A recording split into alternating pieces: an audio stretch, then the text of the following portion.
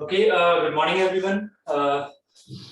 हमने last class में बात करी थी बियरिंग से रिलेटेड। बियरिंग से एंड क्लचेस हम दोनों एक साथ ही पढ़ रहे थे, कंबाइंड हम स्टडी कर रहे थे, क्योंकि हम एक्सियल थ्रस्ट बियरिंग को ही हम क्लचेस से रिलेट कर सकते हैं। अभी जो क्लचेस में अगर मैं आपसे पूछता हूँ तो क्लचेस में हमारा power transmission should be more और लेस। क्लचेस में शुड बी मोर, ठीक है। बेयरिंग में जो मेरा पावर लॉस है उसमें मैं पावर लॉस बोलूंगा, क्योंकि पावर ट्रांसमिशन बोलना उसके लिए सही नहीं रहेगा। पावर ट्रांसमिशन मतलब पावर कौन सी वाली, टॉर्क वाली। तो टॉर्क जो ट्रांसमिशन है या पावर जो ट्रांसमिशन है, वहां पावर ट्रांसमिशन वर्ड नहीं होगा, वहां होगा पावर लॉस। तो power loss for the bearing should be more और less. Power loss for the bearing should be more और लेस, ठीक है। बेयरिंग में तो बेयरिंग में पावर लॉस कम होनी चाहिए, जबकि क्लचेस में पावर ट्रांसमिशन ज्यादा होनी चाहिए। ये हमने कल सीखा था, ठीक है। इसी को अगर मैं कोनिकल के हिसाब से लेके चलता हूँ, कोनिकल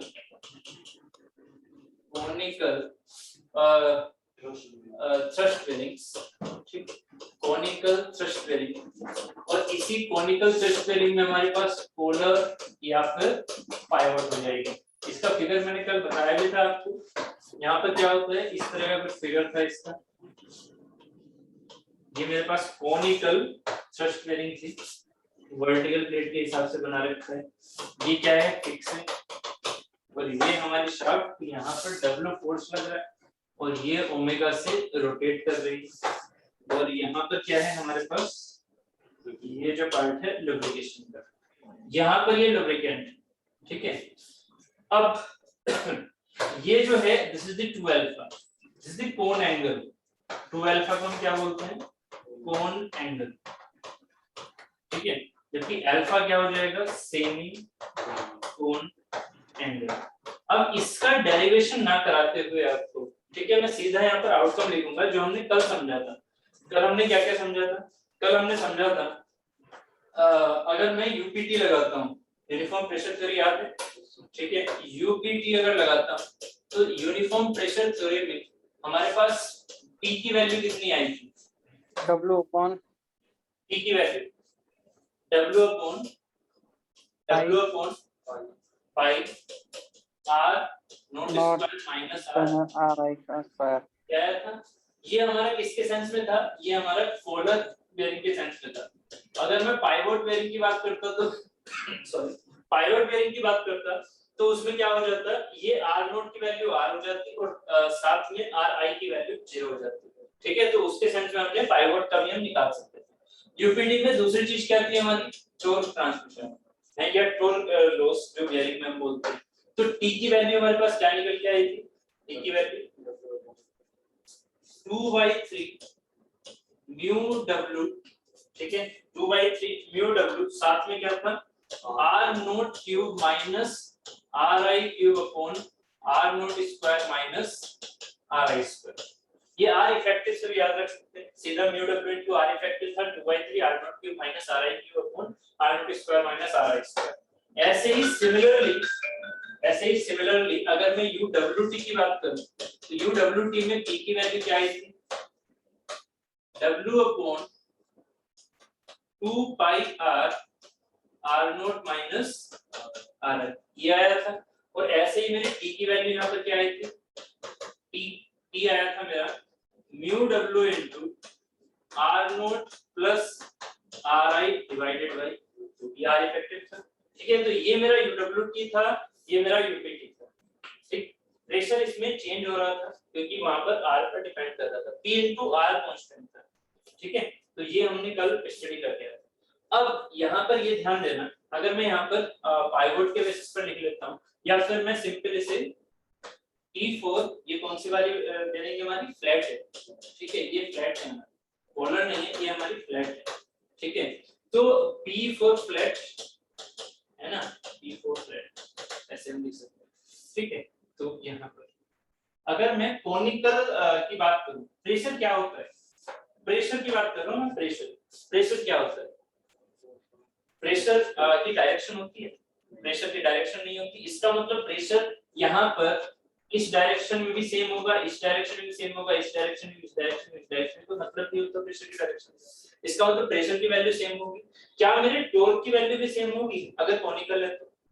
नहीं, है ना। तो बस मैं इस डेरिवेशन को हटाते हुए सीधा आउटकम लिख रहा हूं, सीधा आउटकम लिख रहा हूं, ठीक है।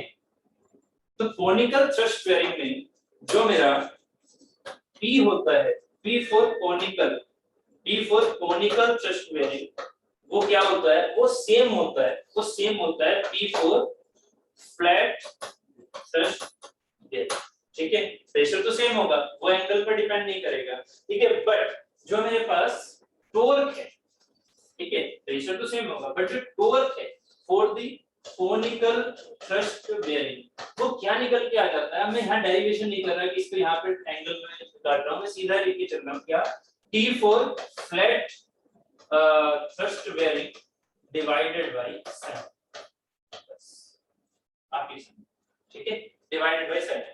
अब यहाँ क्या होता है, ये जो है ये डिवाइडेड बाय sin अल्फा आता है फाइनली आउटकम में। जब आप इसको ड्राइव करोगे, जैसे हमने कल ड्राइव किया था पूरा ये थ्रस्ट का, ये टॉर्क का, तो ऐसे अगर कॉनिकल में ड्राइव करोगे sin अल्फा के बेसिस पर, क्यों, क्योंकि हमारे पास जब हम यहाँ पर थ्रस्ट की बात करेंगे तो ये वाला ही तो होगा ना mu w, mu into rn, है ना। तो rn पहले आप निकालोगे, rn इस वाले डायरेक्शन वाला लिया जाएगा, तो यहाँ पर अल्फा आ जाएगा अपना, ठीक है। तो वही अल्फा मेरा यहाँ sin अल्फा बन गया फाइनल।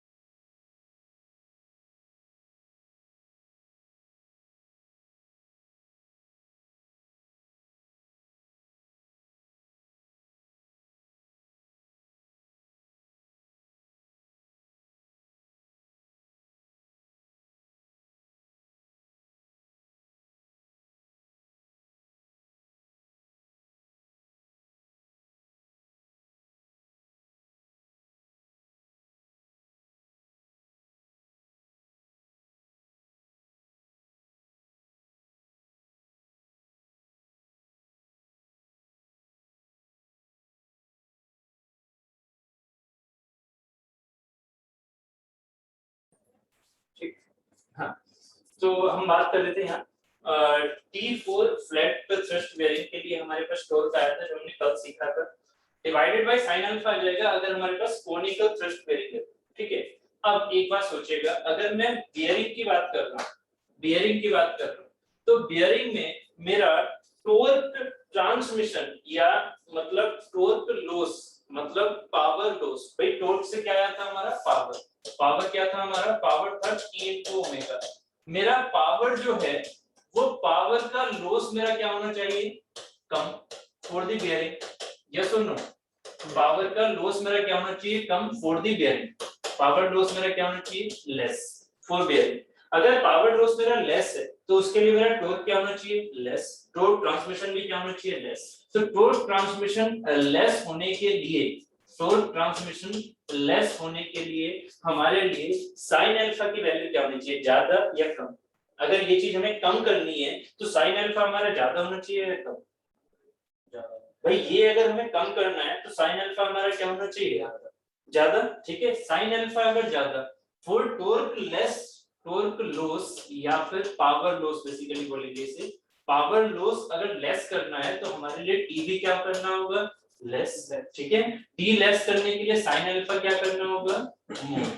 ठीक है, साइन अल्फा डिनोमिनेटर में है तो इसे मोर करना होगा। साइन अल्फा अगर मोर करना है तो याद करो अल्फा की वैल्यू क्या होगी, साइन अल्फा अगर बड़ी वैल्यू चाहिए, साइन का ग्राफ कैसा होता है, साइन का ग्राफ ऐसे। ठीक है, इसका मतलब क्या हुआ, अल्फा की इंक्रीमेंट, अल्फा अगर हम ज्यादा रखेंगे तो हमारा साइन अल्फा ज्यादा आएगा या कम आएगा, अल्फा अगर ज्यादा रखोगे, अल्फा मतलब थीटा, थीटा अगर ज्यादा करोगे तो साइन अल्फा ज्यादा होगा, इसका मतलब अल्फा की वैल्यू ज्यादा होनी चाहिए या कम, ज्यादा होनी चाहिए। साइन अल्फा को ज्यादा करने के लिए alpha should be more, alpha should be मोर, तो अल्फा ज्यादा होना चाहिए किस केस में, बियरिंग के केस में।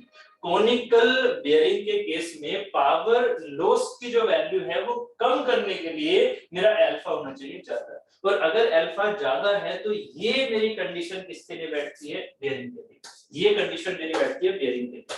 सो बियरिंग में हमें क्या क्या चाहिए, आउटकम समझ में आ रहा है, बियरिंग में हमें क्या चाहिए, बियरिंग में हमें पावर लॉस चाहिए कम, और अगर पावर लॉस हमें कम चाहिए तो हमें टॉर्क ट्रांसमिशन क्या करना होगा, कम, टॉर्क ट्रांसमिशन कम करना होगा for the conical thrust bearing के लिए।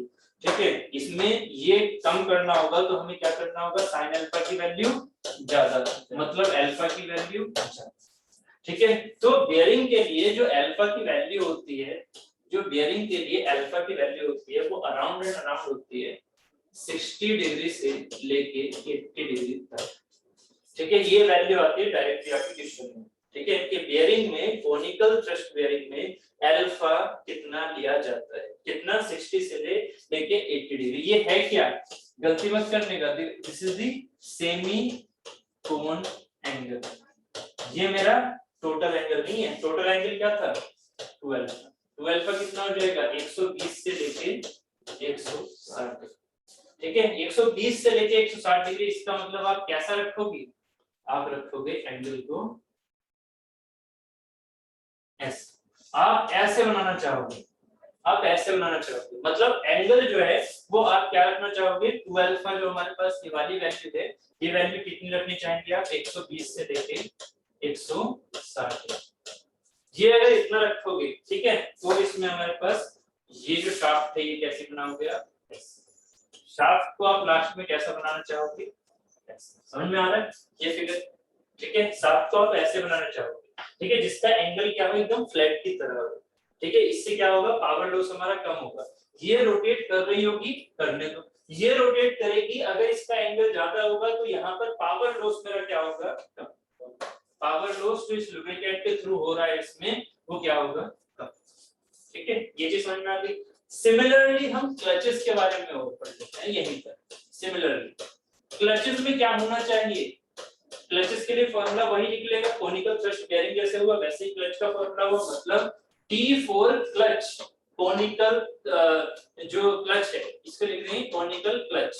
तो कोनिकल क्लच के लिए फॉर्मूला क्या हो गया, T4 फ्लैट क्लच, मतलब T4 flat clutch divided by sine alpha. अब बताइए आप, यहाँ पर पावर ट्रांसमिशन ज्यादा होना चाहिए या कम, power transmission from one shaft to other shaft, मतलब from one plate to other plate, समझाया था कल, वो क्या होना चाहिए, ज्यादा। Power transmission should be more, ये मोर होना चाहिए, मतलब टी जो टॉर्क ट्रांसमिशन है for the conical clutch should be क्या होना चाहिए, मोर। यहाँ लेस नहीं होना चाहिए, यहाँ क्या होना चाहिए, मोर क्लच के लिए। तो अगर टॉर्क ट्रांसमिशन ज्यादा होना चाहिए तो यहाँ साइन अल्फा की वैल्यू क्या होनी चाहिए, कम। सो साइन अल्फा की वैल्यू कम कब होगी, जब अल्फा कम होगा। तो इसीलिए क्लच में जब हम कोनिकल क्लच बनाते हैं तो हमें अल्फा क्या रखना होता है, कम। और इसकी वैल्यू हम अराउंड लेके चलते हैं 30 डिग्री के आसपास, ठीक है। इसकी वैल्यू हम अराउंड लेके चलते हैं 30 डिग्री के आसपास, ठीक है। 25 डिग्री टू, सॉरी ये हमारी वैल्यू है, ये हमारी वैल्यू है अल्फा की वैल्यू है 12.5 से लेके 15 डिग्री, वो 30 डिग्री है 2 अल्फा, ठीक है। तो यहाँ पर ये क्या हो जाएगी 2 अल्फा, मतलब टोटल कोण एंगल 25 डिग्री से लेके 30। तो इसका मतलब जो हमारी क्लचेस होती है ना, क्लचेस वो कैसी बनती है, उनका एंगल कैसा होना चाहिए, उनका एंगल होना चाहिए अल्फा की वैल्यू 30 डिग्री है अल्फा की, मतलब जो हमारे पास कोण बन के आएगा ना, कोण बन के, वो जो वैल्यू है, जो हमारा कोण बन के आ रहा है ऐसे, जो हमारा कोण बन के आ रहा है ये मतलब ऐसे, ये जो वैल्यू आ रही है अल्फा की, वो अल्फा की वैल्यू क्या होनी चाहिए, ऐसे, ये अल्फा की वैल्यू लीजिए 30, ठीक है। जिससे कि हमारे पास ये वाला जो कॉन्टैक्ट एरिया है ना, अभी मैं आपको प्लस समझाऊंगा, तो जो कॉन्टैक्ट एरिया है फ्लाई व्हील से, ये जो येलो कलर का है ये है फ्लाई व्हील, तो फ्लाई व्हील से ये वाला जो एरिया है, ठीक है, ये ज्यादा बन जाएगा। फ्लाई व्हील से ये वाला एरिया क्या बन जाएगा मेरा, ज्यादा। अगर ये एंगल कम होगा तो ये वाला एरिया क्या होगा, ज्यादा। अगर ये एंगल आप बढ़ाओगे तो ये एरिया क्या होगा, कम होता जाएगा। आप खुद सोचो, ये वाला एरिया फ्लैट टाइप पर ज्यादा मिल रहा है, क्यों, स्पेस कंस्ट्रेंट होने पर। स्पेस कंस्ट्रेंट होने पर ये वाला एरिया ज्यादा तब मिलेगा जब ये हमारा इस तरह से फ्लैट होगा। फ्लैट होगा तो सबसे ज्यादा एरिया मिलेगा, इनफाइनाइट भी मिल सकता है अगर हम 0 डिग्री रखें, बट वो पॉसिबल नहीं, ठीक है। तो यहाँ इसलिए ये कोण के लिए ये एंगल होता है, यहाँ से ये क्वेश्चन आपके एग्जाम में पूछा जाता है। ऐसे ही बेरिंग के लिए ये एंगल, ठीक है। ये वैल्यूज प्लीज याद रखना, एक तो है सेमी कोण एंगल और एक है कोण एंगल 12, ठीक। चलो ये बात है कोनिकल, ठीक है। तो अब यहाँ से एक आउटकम समझ में आ रहा है, आउटकम क्या समझ में आ रहा है, बियरिंग हमारी कोनिकल लेनी चाहिए या फ्लैट लेनी चाहिए, सेम साइज के लिए। पावर लॉस हमारी किसमें कम होगी, सेम साइज के लिए पावर लॉस हमारी किसमें कम होगी, पावर लॉस हमारी किसमें कम होगी, जब हम, हाँ बिल्कुल आप सही सोच रहे हो, अगर हमने दोनों ये क्या कहते हैं साइज हमने कांस्टेंट रख लिया, तो जो हमारी पावर लॉस है उसे हमें कम करना है जब हमारा अल्फा की क्या हो 60 से लेके 80 डिग्री, ठीक है। इसका मतलब कोनिकल बियरिंग हमारे लिए अच्छी है, बट एंगल हमारा ऐसा होना चाहिए। बट अगर ये एंगल हम 90 डिग्री कर दें तो सबसे बेस्ट है ना। इसका मतलब फ्लैट ज्यादा अच्छी है या कोनिकल ज्यादा अच्छी है, फ्लैट अच्छी है। आइडियल केस में फ्लैट ज्यादा अच्छी है, क्योंकि इस चीज को हम जितना बढ़ा ले उतना अच्छा। तो ये कितना बढ़ा सकते हैं हम, आइडियल केस में 90 डिग्री, ठीक है। आइडियल केस में 90 डिग्री मतलब हो गया 180 डिग्री, इसका मतलब फ्लैट क्या हो गई, बियरिंग ज्यादा अच्छी, उसमें पावर लॉस से कम हो, ठीक है। जबकि जो हमारा क्लच है उसमें हमारी कौन सी बेटर रहेगी, उसमें हमारी बेटर रहेगी कोनिकल, ठीक है। क्योंकि जितना ज्यादा हम उसका अल्फा कम करें उतना फायदा है, और वो चीज हमारी कोनिकल में दिखेगी ना कि वो फ्लैट में। फ्लैट का मतलब है एंगल को ऐसे खोल रहे हो आप, कोनिकल का मतलब है एंगल को आप ऐसे दबा रहे हो, ठीक है। तो कोनिकल ज्यादा बेटर होगा, इसमें फ्लैट ज्यादा बेटर होगा, समझ में आ रहा है, ठीक है। बियरिंग के लिए फ्लैट ज्यादा अच्छी होगी, पावर लॉस कम होगा। कोनिकल क्लच के लिए कोनिकल ज्यादा अच्छी होगी क्योंकि उसमें पावर ट्रांसमिशन ज्यादा होगा, ठीक है। पावर ट्रांसमिशन ज्यादा, इसमें पावर लॉस ज्यादा किसके अंदर, कोनिकल के अंदर। तो पावर लॉस हमें कम करना होता है, इसलिए फ्लैट ज्यादा अच्छा। दोनों चीजें क्लियर होगी, ये हो गया कोनिकल का आउटकम, ठीक है। इसी के कंक्लूजन को मैंने यहाँ लिखा हुआ है क्या कि फ्रॉम द रिलेशन, कौन सा जो अभी हमने लिखा था साइन अल्फा वाला, conclude that the pressure induce और load carrying capacity of the conical polar bearing is independent of the semi cone angle pressure जो होता है, बट फ्रिक्शनल टॉर्क और power loss is dependent on the alpha and कैसे होता है inversely divide 1/sin alpha। ठीक है, ये चीज याद रखिए। ठीक है, इसके बाद एक पर्टिकुलर थिंग हम पढ़ते हैं, that is the bearing designation. Bearing designation इसको हम बोलते हैं सीरीज ऑफ बेयरिंग। ठीक है, ये भी थोड़ा सा याद रखना, सीरीज ऑफ बेयरिंग। सीरीज किस तरह की सीरीज है इसके बारे में बात करें। ठीक है, किस तरह की सीरीज है उसके बारे में बात करेंगे। ठीक है, ये ऐसे मान लीजिए आपके पास ये दिया हुआ है SKF 6108 एग्जांपल के तौर पर, इससे आप क्या निष्कर्ष निकालोगे? SKF 6108 ये एग्जांपल है आपके लिए। ठीक है, ये एक बियरिंग का नोमेनक्लेचर दे देता है SKF 6108। तो यहाँ SKF 6 जो ये टर्म होता है, ये वाला SKF 6 ये हमें दिखाता है deep groove wall bearing. Deep groove wall bearing याद है, बियरिंग मैंने बताया था जिसमें डीप ग्रूव वॉल बियरिंग होती है जो कि वाइस स्केल पे जलने लगती है।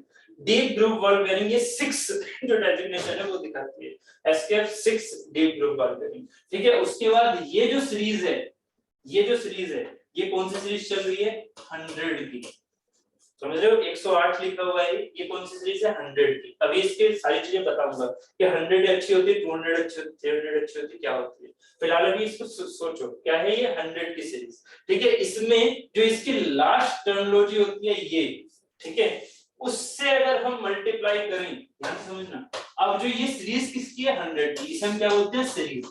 100 की सीरीज चलना, इसके अंदर जो 08 है उससे मल्टीप्लाई करोगे किसकी? 5 की। समझ रहे हो, 08 लास्ट में लिखा हुआ है, इसके मल्टीप्लाई करोगे 5 की। जब इससे क्या निकल के आया? 840। ये क्या होता है? ये होता है हमारा डायमीटर।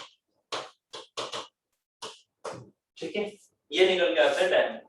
ठीक है, तो यहां से आप समझ में आ रहा है जो आपके बेयरिंग के ऊपर लिखा हुआ है SKF 6108, उससे क्या क्या चीजें दिख रही हैं कि वो हमारी सीरीज है 100 की। SKF 6 का मतलब है डीप ग्रूव वॉल बेयरिंग, और जो जहां पर 08 लिखा हुआ है इसका मीनिंग क्या हुआ कि उसका जो डायमीटर है वो कितना है? 40। ठीक है, बात क्लियर हो गई? ठीक, अब इसी के सेंस में कुछ कुछ चीजें और होती हैं जो कि सीरीज बेसिस पर लिखी जाती हैं, उनको लिखिए। ठीक है, जैसे कि एक होता है, अगर हम ये कह दें, कुछ पूछ रहे हैं? 5 से ही मल्टीप्लाई करते हैं। हाँ, ये स्टैंडर्ड है, ये स्टैंडर्ड है कि हम 5 से मल्टीप्लाई करते हैं, बट 5 से मल्टीप्लाई हम कहां तक के लिए करते हैं वो चीजें भी बताऊंगा। ये 05 तक हम मल्टीप्लाई नहीं करते। अगर यहाँ 01 लिखा हो, अगर एग्जांपल के तौर पर 6101 है, तो आप इसको 5 से मल्टीप्लाई नहीं करोगे, इसके लिए एक स्टैंडर्ड वैल्यू है वो भी लिखाऊंगा। ठीक है, अगर मैं आपसे कहूं SKF 6, मैं 6 को ही लेके चल रहा हूं, डीप ग्रूव वॉल बेयरिंग को 6, ये होगा 208। ठीक है, तो अब ये सीरीज कौन सी हो जाती? 200, 200। अब ये सीरीज कौन सी होगी? 200। ठीक है, ऐसे ही अगर यहाँ 6308 लिखा हुआ है तो ये हो गई 300 की सीरीज, और अगर यहाँ 6408 लिखा हुआ है तो ये हो गई 400। क्या सीरीज से क्या पता चल रहा है? 6 से तो हमारी स्टैंडर्ड वैल्यू पता लग रही है जो कि वो डीप ग्रूव वॉल बेयरिंग है। सीरीज से क्या पता लग रहा है हम उसके बात करेंगे। ठीक है, तो सीरीज में लिखेगा, एक्चुअली इसमें हम काफी सारी चीजें देखते हैं। एक होता है हमारी एक्स्ट्रा राइट सीरीज। ठीक है, 100 200 300 400 ऐसे ही 500 600, मतलब इस तरफ से। ठीक है, तो ये हमारी क्या होती है? ये होती है एक्स्ट्रा राइट सीरीज। ठीक है, ऐसे ही इसके बाद क्या हो जाएगी? एक्स्ट्रा लाइट के बाद light, then medium, then high. ठीक है, यहाँ पर क्या हो गई? लाइट सीरीज के हिसाब से, ये लोड के हिसाब से जो उसके ऊपर रेडियल लोड लग रहा है। ठीक है, क्योंकि ये क्या है? डीप ग्रूव वॉल बेयरिंग, ये रेडियल के लिए सबसे ज्यादा अच्छी यूज होती है, तो ये कौन सा लोड हो गया हमारा? रेडियल। ठीक है, लाइट हो गया, उसके बाद क्या हो गया? मीडियम हो गया, उसके बाद क्या हो गया? हैवी। ठीक है, फिर क्या हो गया? एक्स्ट्रा। ठीक है, इस तरह से जैसे जैसे आप सीरीज बढ़ाओगे वैसे वैसे आपके ऊपर लोड कैरिंग कैपेसिटी उस बेयरिंग की बढ़ जाएगी। मतलब आपको अगर हाई लोड को लेके चल रहा है तो आप 600 की तरफ लेके चलोगे। सीरीज क्या होनी चाहिए? 600 के हिसाब से होनी चाहिए, मतलब उस बेयरिंग का मटेरियल इसके हिसाब से होना चाहिए, इस सीरीज के। ठीक है, बात क्लियर हो गई? ठीक है, उसके बाद डायमीटर क्लियर हो गया, 08 into 5। 10 है तो into 5, बट यहाँ पर कुछ डायमीटर हमारे स्टैंडर्ड होते हैं। कौन कौन से डायमीटर स्टैंडर्ड? एग्जांपल के तौर पर मैंने ये ले लिया 6101, एक ले लिया 6102, एक ले लिया 6103, एक ले लिया 6104, एक ले लिया 6105। इनके डायमीटर कुछ स्टैंडर्ड होते हैं, ये ले लीजिए। इनके डायमीटर हैं जैसे कि 6100, सबसे पहले 6100, ठीक है, इसका डायमीटर होता है 10 mm, इसका डायमीटर क्या होता है 10 mm, फिक्स है, ठीक है। इसके लिए ये नहीं कि 00 से मल्टीप्लाई करो 5 की तो 0 आ जाएगा, ठीक है। उसके बाद है 12 mm, नेक्स्ट का होता है 12 mm 1 का, देन है 15 mm, ठीक है, 2 का है 15 mm, नेक्स्ट है 17 mm, एंड नेक्स्ट है 17 mm, एंड नेक्स्ट है 20 mm, ठीक है। उसके बाद जो हमारे पास ये वाला पार्ट है 6105, उससे क्या करेंगे हम सीधा मल्टीप्लाई। 6105 है तो 05 से क्या करोगे 5 की मल्टीप्लाई, तो 25 mm क्या हो गया डायरेक्ट, ठीक है। अगर ये 6106 होगा तो 06 into 5 मतलब 30 mm का, ठीक है। ये डायमीटर हमारे स्ट्रक्चर, ठीक है। इसे हम बोलते हैं सीरीज ऑफ बेयरिंग या बेयरिंग डेफिनेशन। बात क्लियर? इतना काफी। क्वेश्चन अगर आएगा तो आराम से हो जाएगा, ठीक है। इतना भी नहीं पूछेंगे वो कि कौन सी लाइट है कौन सी, बस आप ये थोड़ा सा याद रखिएगा कि जैसे जैसे सीरीज बढ़ती है वैसे वैसे लोड कैरिंग कैपेसिटी बढ़ती है, ठीक है। ये बस ये पूछ सकते हैं कौन सी सीरीज है, तो ये 100 वाली होगी 200 वाली होगी, आराम से बता सकते हो। दूसरी चीज ये पूछ सकते हैं कि डायमीटर कितना होगा, तो डायमीटर ये है, बाकी कुछ डायमीटर ये। जनरली ये ना पूछ के वो आपसे मल्टीप्लाई वाला ही पूछे, ठीक है। तो ये चीज बात क्लियर। पहली वाली चीज किसको दिखाती है, हमारी बेयरिंग है, ठीक है। ये हमारी बेयरिंग की डेजिग्नेशन दिखाती है कि वो डीप ग्रूव है, ये एंगुलर कांटेक्ट बेयरिंग है या क्या, ठीक है। बात क्लियर होगी? ये चीज हो गई है। अब हमारा बेयरिंग चैप्टर हो जाता है कंप्लीट। एंगुलर कांटेक्ट ले जा रहा है, स्टैंडर्ड वैल्यूज हैं, ठीक है। जैसे बेसिक्स है वैसे ही हमारे पास कुछ और होगा उसके लिए, ठीक है। तो बस हमारे लिए जरूरत है वो भी फिलहाल क्या है, वो अलग-अलग के लिए अलग-अलग वैल्यूज होंगी, ठीक है। उन सब पे हमें नहीं जाना, हमें सिर्फ इससे मतलब रखना है कि जो फर्स्ट वाला जो इसका पॉइंट होता है वो हमारी क्या दिखाता है, बेयरिंग को दिखाता है कि बेयरिंग कौन सी है। एसकेएफ स्टैंडर्ड है, ठीक है, ऐसे कुछ नहीं, ये स्टैंडर्ड है, ठीक है, स्टैंडर्ड नाम, ठीक। उसके बाद जैसे एएसटीएम होता है ना, अमेरिकन स्टैंडर्ड, ठीक है, ऐसे ही हमारा एसकेएफ हो गया, ठीक है। ठीक है, ये हमारा बेयरिंग कंप्लीट हो जाता है, ठीक है। ये एक छोटा सा पार्ट बचा था, इसको मैंने कंप्लीट कर लिया, ठीक है। बाकी थ्योरेटिकल पार्ट सारा हमने कल कंप्लीट कर दिया, तो कोनिकल बचा था वो हो गया, ठीक है। अब मैं क्या सोच रहा हूँ, पहले क्वेश्चन ना करवा के आपको पहले क्लचेस कंप्लीट करा दूं। क्यों? क्योंकि क्लचेस बिल्कुल हमने अभी तक बातें की हैं, फिर क्वेश्चन जाएंगे, फिर टाइम लगेगा, फिर क्लच वाली चीजें छूट जाएंगी जो अभी हमने समझी, तो क्लच हम साथ में पहले कंप्लीट कर देते हैं, ठीक है। तो इसे हम सेव कर देते हैं।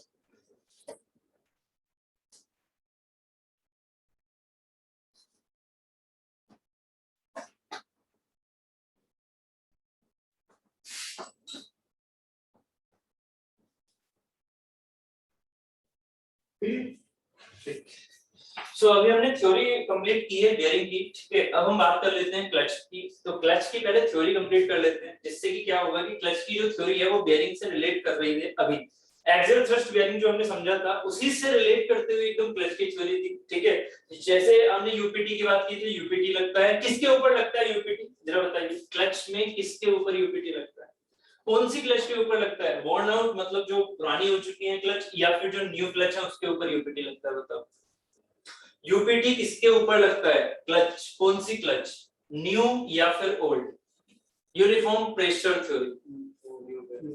सिंपल का कॉन्सेप्ट समझाया था कि जो वर्न आउट हो जाएंगे इसका मतलब उनमें वियर कांस्टेंट होगा आगे, ठीक है। प्रेशर कांस्टेंट नहीं होगा, प्रेशर क्योंकि जब रब हो चुके हैं तो अब पॉइंट्स क्या हो चुके हैं, आपके हट चुके हैं, घिस चुके हैं। इसका मतलब उसमें जब आपने वियर की डेफिनेशन क्या बोली थी, रबिंग होना या घिसना। इसका मतलब जब हमारे वर्न आउट जो क्लच हो जाएंगे, मतलब जो हमारे क्लच ओल्ड हो जाएंगे, उन पर हम यूनिफॉर्म वियर थ्योरी यूज करेंगे, जबकि जो न्यू क्लचेस हैं उन पर हम यूपीटी मतलब यूनिफॉर्म प्रेशर थ्योरी यूज करेंगे, ठीक है। ये हमने कल समझा था, ठीक है। अब ये मतलब हमने कॉन्सेप्ट समझ लिया है क्लच का, ठीक है, बट उसको प्रैक्टिकली कैसे समझना है, क्लच काम कैसे करता है, वो सारी चीजें अभी नहीं समझी थी, तो उन चीजों को इस चैप्टर में समझेंगे। बाकी जो उसकी डेफिनेशन, जो कि आपकी डेरिवेशंस हैं, वो हमने कंप्लीट कर ली, डेरिवेशन कंप्लीट हो गए। ठीक है, तो हम चलते हैं क्लच की तरफ। क्लच बेसिकली काम क्या करता है, पहले ये बताओ। ये एक मैकेनिकल का एक बिल्कुल फंडामेंटल हमारा जो पार्ट, बेसिक पार्ट है कि आपको क्लच के बारे में माइंड में क्लियर होना चाहिए। मैं छोटे छोटे क्वेश्चन पूछूंगा, उसके आंसर दीजिएगा। पहले ये बताइए क्लच काम क्या करता है। तो बाइक सभी ने चलाई है, जो इंजन से पावर आ रही है, जो हमारी आउटपुट होती है उससे डिसएंगेज या एंगेज करता है क्लच। ओके, अच्छा, अगर क्लच हमारा एंगेज और डिसएंगेज करता है तो जो क्लच प्लेट होती है वो किससे अटैच होती है? जो क्लच प्लेट होती है वो किस पर्टिकुलर कौन से पार्ट से अटैच होती है? क्या वो इंजन के सिलेंडर से अटैच है? तो कौन से पार्ट से अटैच है? पहली चीज आपके माइंड में क्या चलना चाहिए कि जो मेरा इंजन का पार्ट आ रहा है, मतलब जो इंजन ड्राइविंग शाफ्ट आ रही है, ड्राइविंग शाफ्ट याद है, आईसी इंजन आपने पढ़ा हुआ है, जो ड्राइविंग शाफ्ट आ रही है उससे जो फ्लाई व्हील कनेक्टेड है, फ्लाई व्हील में लगाना पड़ेगा। क्यों? फ्लाई व्हील के बिना आपको एक स्मूथ पावर नहीं मिलती, वो एक तरह क्या है, एक स्टोरेज डिवाइस होती है फ्लाई व्हील। ठीक है, कि मतलब जहां हमारे पास एक जो पावर स्ट्रोक प्रोड्यूस हो रहा है उसमें फ्लाई व्हील ज्यादा अच्छे से घूमा, और जो हमारे दूसरे 3 स्ट्रोक हैं उनमें फ्लाई व्हील अपनी पावर देता है। ठीक है, तो वो एक स्टोरेज डिवाइस है फ्लाई व्हील हमारे। तो फ्लाई व्हील लगाना कंपलसरी है, आईसी इंजन में फ्लाई व्हील लगाना कंपलसरी है, नहीं तो आपको स्मूथ फ्लो नहीं मिलेगा, मतलब ही नहीं है। ठीक है, फिर हर जगह क्या होगा, जर्क मिलेगा, कोई फायदा नहीं। तो फ्लाई व्हील इसलिए लगाया जाता है। अब फ्लाई व्हील से ही कनेक्ट होती है हमारी क्लच की प्लेट। ठीक है, जो क्लच की फ्रिक्शन सरफेस है वो फ्लाई व्हील से कनेक्ट होती है, पहली चीज। ठीक है, दूसरी बात, अब ये क्लच की जो इधर वाली सरफेस है वो किससे कनेक्ट है? वो कनेक्ट है हमारी ड्रिवन शाफ्ट से। जिस ड्रिवन शाफ्ट पर क्या चीजें हमारी, गियर्स। ठीक है, अब क्या होता है, हम ये डिसएंगेजमेंट एंगेजमेंट क्यों करते हैं? अब इसका आंसर दो, हम ये एंगेजमेंट डिसएंगेजमेंट क्यों करते हैं? स्पीड को कम ज्यादा करने के लिए, टॉर्क को कम ज्यादा करने के लिए। हम जो क्लचेस का एंगेजमेंट डिसएंगेजमेंट करते हैं वो सिंपल होता है गियर को चेंज करने के लिए। गियर चेंज का मीनिंग क्या होगा? अब गियर चेंज का मीनिंग क्या है कि आप अगर गियर चेंज कर रहे हो तो उस टाइम पर अगर सीधा इंजन से, आप क्लच सोचो ही मत अपने लाइफ में, आप ये सोचो कि सीधा हमारे पास इंजन बना हुआ है ऐसा, हमारे पास यहाँ ये इंजन है। ठीक है, ये हमारे पास इंजन है, इस इंजन से जो ये आपकी ड्राइविंग शाफ्ट जा रही है, इस ड्राइविंग शाफ्ट पर सीधा मैंने गियर्स लगा दिए। ये पहला गियर था, ठीक है, ये दूसरा गियर है, ये तीसरा गियर है, ये चौथा गियर है। आपने गियर चेंज करने हैं, तो ये मेरा वो शाफ्ट है जो कि व्हील से लगा हुआ है, जो कि व्हील से लगा हुआ है। ऐसे तो होता है अरेंजमेंट, कुछ ऑटोमोबाइल में शायद आपने अरेंजमेंट देखा हो। ठीक है, तो यहाँ पर क्या होगा कि ये जो अरेंजमेंट है आपने इससे इस पर कनेक्ट कर लिया तो सेकंड गियर में चल गई, थर्ड गियर में चल गई, फोर्थ गियर में चल गई, कार जो ये बाइक जो भी आप बनाना चाहते हो। ठीक है, अगर आप गियर चेंज कर रहे हो कब? जब ये इंजन पूरी तरह से घूम रहा है, तो ये शाफ्ट भी घूम रही है, मतलब ये टीथ मेरे घूम रहे हैं। अब ये टीथ घूम रहे हैं, इससे ये अरेंज हो रखा है, तभी तो ये चीज चल रही है। फर्स्ट गियर इससे अरेंज कर रखा था आपने, ठीक है, तो चल रही है चल रही है चल रही है। अब क्या हुआ, आपने इंजन को बंद तो किया नहीं, है ना, आपने इंजन बंद नहीं किया, आपने क्या किया, इस गियर को यहां से आप हटा सकते हो तुरंत, आपके टीथ क्या हो जाएंगे, टूट जाएंगे। ठीक है, आप अगर हटाओगे इसे, टीथ क्या करेंगे, टूट जाएंगे। आपने इसे हटाया, चलो मान लिया किसी तरह से आपने इसे हटा लिया, फिर इधर की ओर लेके गए। ठीक है, अब जो दूसरा गियर है उसमें जाके आपने फिर से एंगेज कराया, ये टीथ तो पहले से चल रहे थे, कैसे एंगेज करा लोगे? ठीक है, जर्किंग आएगी, ठीक है, आपकी आवाजें आएंगी। तो यही चीज होती है, अगर आप क्लच ना दबाते हो, अगर आप क्लच नहीं दबाते हो कार का या गाड़ी आपके बाइक का, तो क्या होता है कि ये चीज हमेशा क्या होती है, इंगेज होती है, मतलब ये पूरी शाफ्ट एक साथ चल रही है। अगर ये पूरी शाफ्ट एक साथ चल रही है तब आप गियर चेंज कर रहे हो, बिना क्लच दबाए आप गियर चेंज करोगे तो यही काम होगा, आपके गियर के टिथ टूट जाएंगे, आपके गियर के टिथ क्या होंगे, टूट जाएंगे। इसी वजह से हमेशा क्लच को दबा के गियर चेंज किया जाता है, नहीं तो आपके क्लच की सॉरी गियर के टिथ टूट जाएंगे, खराब हो जाएंगे, तो फायदा नहीं है। प्रैक्टिकल चीज एक तो ये होगी, क्लच हम क्यों यूज करते हैं। दूसरी बात, यहाँ हमने अब पहले तो मैंने ये ड्राइविंग शाफ्ट बता दी सीधी कि ड्राइविंग शाफ्ट थी। अब मैंने जब क्लच यूज किया तो उसका फायदा क्या हुआ, जब आपने इसमें क्लच यूज किया, अभी मैं आपको फिगर एक सेंड कर दूंगा जो कि रियल आपके लीवर वगैरह से रिलेटेड कर रहा है, ठीक है। तो मैंने लीवर वाला फिगर तो नहीं बनाया यहाँ पर ठीक से, ठीक है, थोड़ा सा एक सिमेट्रिक डायग्राम बनाया जो कि मैं बता दूंगा, ठीक है। यहाँ पर ये तो अगर मैं यहाँ पर ये कहता हूँ ये फ्लाईव्हील है, ठीक है, आपने अरेंजमेंट कैसा लगाया हुआ है कि आपने यहाँ पर मान लीजिए कार में बैठ रहे तो पैडल लगा दिया, ठीक है, क्लच वाला नहीं तो आपने यहाँ पर बाइक में इस चीज को ऐसे दबा दिया, तो क्या हुआ, क्लच इस साइड चला गया, क्लच इस साइड चला गया, तो ये जो शाफ्ट है यहाँ से क्या है, ये टूटी हुई है, ठीक है, ये शाफ्ट अलग है, ये शाफ्ट अलग है, ये जब कनेक्टेड होंगी, अब मेरी बात समझो जो हमने कल चैप्टर पढ़ा था, जो मैंने थ्योरी कल समझाई थी, अगर ये कनेक्टेड है, power transmission from the driving shaft should be more to the driven shaft या नहीं, जितनी पावर हमारी ड्राइविंग शाफ्ट पर है, पावर का मतलब क्या है, रोटेशन, टॉर्क, जितना टॉर्क मेरे ड्राइविंग शाफ्ट पर है उतना ही टॉर्क मेरा ड्रिवन शाफ्ट पर आना चाहिए। वो कब आएगा, जब इन दोनों के बीच में कुछ इंगेजमेंट है नहीं अभी, ठीक है, जब इन दोनों के बीच में हम इंगेजमेंट कर दें, तो इंगेजमेंट अगर हम कर दें तो वो किसकी बेसिस पर होगा, वो तभी तो होगा जब इन दोनों के बीच में फ्रिक्शन लाइनिंग हो, फ्रिक्शन लाइनिंग, जितनी ज्यादा फ्रिक्शन लाइनिंग होंगी उतना ज्यादा पावर ट्रांसमिशन अच्छे से होगा, बस यही चीज हमारी क्लच में होती है। बियरिंग में ये बिल्कुल उल्टा था, बियरिंग में ये चीज होनी चाहिए थी स्मूथ, जिससे कि मेरा पावर ट्रांसमिशन मतलब मेरा रोटेशन इस पर ट्रांसमिट ना हो, जबकि इसका ये वाला फोर्स मेरा रुक सकता है, जबकि पावर ट्रांसमिट ना हो, इसमें क्या होगा, इसमें पावर ट्रांसमिशन होनी चाहिए, इसका मतलब इन दोनों के बीच में फ्रिक्शन ज्यादा होना चाहिए, पावर ट्रांसमिशन ज्यादा होनी चाहिए, टॉर्क ट्रांसमिशन ज्यादा होना चाहिए, तो जो टॉर्क ट्रांसमिशन मेरा इस फ्रिक्शन सरफेस की वजह से हो रहा है वो अच्छा होना चाहिए, और ये कब होगा, जब आपने क्लच को लगा रखा है मतलब आपने उसको छोड़ रखा है, ठीक है, अगर आपने उसको दबाया मतलब क्या हुआ, क्लच का डिसएंगेजमेंट, क्लच जैसे ही डिसएंगेज होगी तो क्या होगा, अगर क्लच हमारी डिसएंगेज हो गई तो क्या हुआ, इन दोनों के बीच का कॉन्टैक्ट टूट गया, और जैसे ही टूटेगा अब क्या होगा, ये तो घूमता रहेगा, ठीक है, आपने चाबी नहीं घुमाई है, आपने ये तो घुमाया हुआ है, इंजन चल रहा है, बट ये चीज होगी फ्री, और अगर ये चीज फ्री होगी तो एक तरह से क्या होगी, स्टॉप, ठीक है, एक तरह से ये स्टॉप हो गई है, तो फ्री हमारी अब रोटेशन कर रही है, बेयरिंग के ऊपर फ्री रोटेशन कर रही है, तो इसमें अब हमारा जो एंगेजमेंट है वो इजीली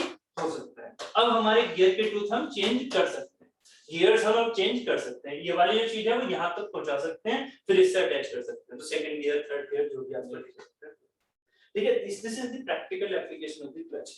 अब मेरा एक क्वेश्चन, यहां तक तो ये चीज हो गई क्लियर, अब मेरा एक प्रैक्टिकल क्वेश्चन क्या है कि आप जो ये प्लेट्स लेके चलते हो, ठीक है, अब ये चीजें समझ में आ जाएंगी, मल्टीप्लेट क्लच में अभी बात करूंगा, आप ये बताइए जो आपकी बाइक होती है उसमें एक सिंगल प्लेट क्लच होती है या मल्टी प्लेट क्लच होती है, पहले ये चीज आपके माइंड में थोड़ा सा कंफ्यूजिंग में डालता हूं, उसके बाद समझाऊंगा।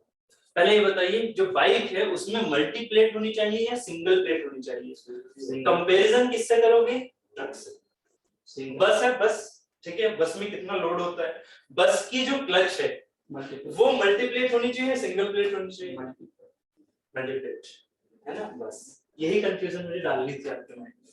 अब मैं समझाऊंगा आपको आगे कि सिंगल प्लेट क्या होती है, मल्टी प्लेट क्या होती है, ठीक है, लोड एंड स्पेस के हिसाब से बाइक का इंजन बस के इंजन से छोटा होता है बड़ा, बाइक का जो इंजन स्पेस है मतलब जहां इंजन लगा हुआ है या जो बाइक का जो स्पेस है वो बस के स्पेस से जहां इंजन रखा होता है, बोनट जिसे बोल देते हैं, उससे वो छोटा होता है बड़ा होता है, छोटा, मतलब यहाँ क्या है, स्पेस कंस्टेंट, यहाँ स्पेस कंस्टेंट है, इसका मतलब हमारे लिए जो बाइक में हम क्लच लगाएंगे वो सिर्फ इतनी बड़ी होनी चाहिए, अभी मैं ये नहीं बोला सिंगल है या मल्टी है, मतलब वो इतनी बड़ी होनी चाहिए, ट्रक में हम कितना लगा सकते हैं, बस में हम कितना लगा सकते हैं, इतना लगा सकते हैं, उसमें इतनी स्पेस है, उसमें इतना लगाया जा सकता है, जबकि बाइक में इससे ज्यादा नहीं लगा सकते। तो अब आप खुद सोचो, चलो मैं इसका थोड़ा कंफ्यूजन बता सकता हूँ, तो यहाँ से आप थोड़ा सोचो, पावर ट्रांसमिशन मान लो अच्छी करनी है आपको बाइक में भी, तो आपको यहाँ मल्टी प्लेट लगानी होगी या सिंगल प्लेट लगानी होगी, स्पेस कम है तो आपको पावर ट्रांसमिशन ज्यादा करनी है तो क्या करोगे, यहाँ पर मल्टी प्लेट लगाओगे, है कि नहीं। मल्टीप्लेट को समझो, मल्टीप्लेट का मीनिंग क्या है, मल्टीप्लेट का मीनिंग है स्पेस कंस्टेंट से जितनी भी आपने प्लेट ज्यादा लगा दी तो इसका मतलब पावर ट्रांसमिशन आप ज्यादा कर सकते हो सेम स्पेस कंस्टेंट पर, ठीक है, जबकि बस में आप इतनी बड़ी क्लच यूज कर सकते हो, बट अगर आप बस में भी इतना ही साइज का एक प्लेट यूज करोगे तब उसका कोई फायदा नहीं। समझ रहे हो? जो हमारा बस होता है वो सिंगल प्लेट क्लच पर काम करता है, बट उस सिंगल प्लेट क्लच की डायमेंशन हमारी बाइक की क्लच की डायमेंशन के बराबर नहीं होगी। दोनों में डिफरेंस है। समझ रहे हो ना मैं क्या कहना चाह रहा हूँ? कि बस की जो क्लच है, बस की जो क्लच प्लेट है वो बड़ी होती है, वो छोटी नहीं होती। इस वजह से वहां पर मल्टी प्लेट की जगह सिंगल प्लेट भी काम कर जाती है, क्योंकि हमारे पास स्पेस ही स्पेस है, कोई टेंशन नहीं। कार में डिपेंड करता है कौन सी कार। अगर रेसिंग कार है, रेसिंग कार जो होती है ना, आप जानते हो कि बहुत तेजी से चलने वाली, ठीक है, जिनके ऊपर हमारी F1 रेसिंग पे होती है, ठीक है, तो उसमें होती है मल्टी प्लेट, ठीक है, उसमें। और वैसे सिंगल कार में होती है हमारी सिंगल प्लेट, क्योंकि कार में भी इंजन स्पेस काफी बड़ा होता है, तो उसमें हम सिंगल प्लेट आराम से काम यूज कर सकते हैं। बट क्योंकि पावर ट्रांसमिशन रेसिंग कार में ज्यादा होना चाहिए, इस वजह से वहां पर multi plate clutch racing car में। दूसरा, उनका स्पेस इतना ज्यादा नहीं होता, आपने देखा होगा जो रेसिंग कार होती है उनकी बॉडी किस तरह की होती है, ठीक है, इस वजह से वहां पर हम मल्टी प्लेट क्लच यूज करते हैं। तो कार मल्टी प्लेट डब्ल्यू कैसे होती है? हाँ, अभी इसके बारे में मैंने आपकी हाइट कम होती है सर, रेसिंग कार क्या रेसिंग कार की हाइट कम होती है। दूसरा, उनके विंग्स का एक तो पूरा ही फिनोमेना होता है, जो विंग्स बने होते हैं, कहते भी हैं कि जितनी स्पीड से आप वो लेके जा रहे हो रेसिंग कार, अगर उनके विंग आपने उल्टे कर दिए ना तो वो कार उड़नी शुरू हो जाएगी, उड़ जाएगी। तो उनका एक स्पेस कंस्ट्रेंट, स्पेस सॉरी, जो हमारा स्ट्रक्चर होता है ना, स्ट्रक्चर उनका पूरा एरोडायनामिक होता है, एरोडायनामिक स्ट्रक्चर होता है। अगर जरा से भी विंग्स को आपने उल्टा कर दिया तुरंत वो कार उड़नी शुरू हो जाएगी, ठीक है, तो वो सारी चीजें हैं उसमें। दूसरा,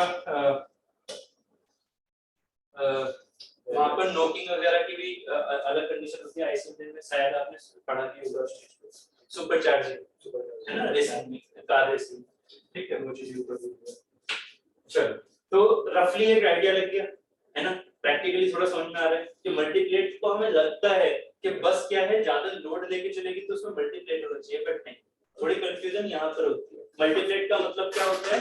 बस प्लेट की ज्यादा संख्या होना, साइज यहाँ क्या है, कम, बाइक में साइज कम है, संख्याएं ज्यादा हैं, इस वजह से मल्टीप्लेट यूज करते हैं। इसका मतलब ये नहीं कि पावर ज्यादा है उसकी, पावर ज्यादा नहीं है, पावर तो बस में ही ज्यादा है, ठीक है। बस में क्या है, सिंगल प्लेट है। सिंगल प्लेट फायदेमंद क्यों है बस में? एक तो कॉस्ट बच रही है मल्टीप्लेटिंग करने की, दूसरा यहाँ जितना स्पेस ज्यादा करोगे उतना फ्रिक्शन सरफेस मिल जाएगा, है ना, तो पावर जो है हमारी ट्रांसफर अच्छी हो जाएगी। हाँ, अगर स्पेस ना मिले तो आपको मल्टीप्लेट लगानी पड़ेगी बस में, ठीक है, बात क्लियर होगी। ये चीजें अभी आगे में लेके चलूंगा, ठीक है। हाँ, ये ड्रिवन से अगर हम वो ड्राइवर के ड्रिवन साफ पता करते हैं, हाँ, तो ड्रिवन हमारी अभी भी रोटेट करती है ना, ड्रिवन हमारी अभी भी रोटेट करती है, बट फ्री। आप देखो दो चीजें होती हैं क्या, एक होता है फ्री जिस पर फोर्स लग रही है, एक सॉरी एक तो हो गया फिक्स जिस पर फोर्स लग रही है, कौन सी वाली, इंजन से जो चल रही है, ठीक है, और एक हो गई एकदम फ्री। पहले क्या थी, ड्रिवन शाफ्ट हमारी इसकी वजह से चल रही थी, इंजन पावर हर सेकंड में प्रोड्यूस करके दे रहा था, जबकि जिस टाइम पर वो फ्री हो गई अब उसके ऊपर कोई भी हमारा इनपुट नहीं है। इसका मतलब हमने जैसे ही उस पर कोई भी फोर्स लगाया ना तो वो रुक जाएगा, गियर जब चेंज करेंगे तो वो रुक जाएगा, क्योंकि इनपुट हमने दिया, इनपुट पहले से उसे नहीं दिया वो, है ना। एक तो गियर से हम अब इनपुट दे रहे हैं ना, गियर चेंज कर रहे हैं तो हम अब इनपुट दे रहे हैं अपना नया एक फोर्स का जो उसे रोकने की कोशिश कर रहा है, तो वो रुक जाएगा, है ना, क्योंकि वो तो फ्री था। बट अगर आप उसे इंजन से घुमाते रहोगे तो भाई वो रुकना नहीं चाह रहा, वो तो घूमना चाह रहा है, जबकि आपने उसे क्या किया, एक दूसरा गियर ऐसे लेके आके उसे रोकना चाहा, बट यहाँ पर तो पहले से इंजन घुमा रहा था उसे, इस वजह से वो रुक जाए, ठीक है।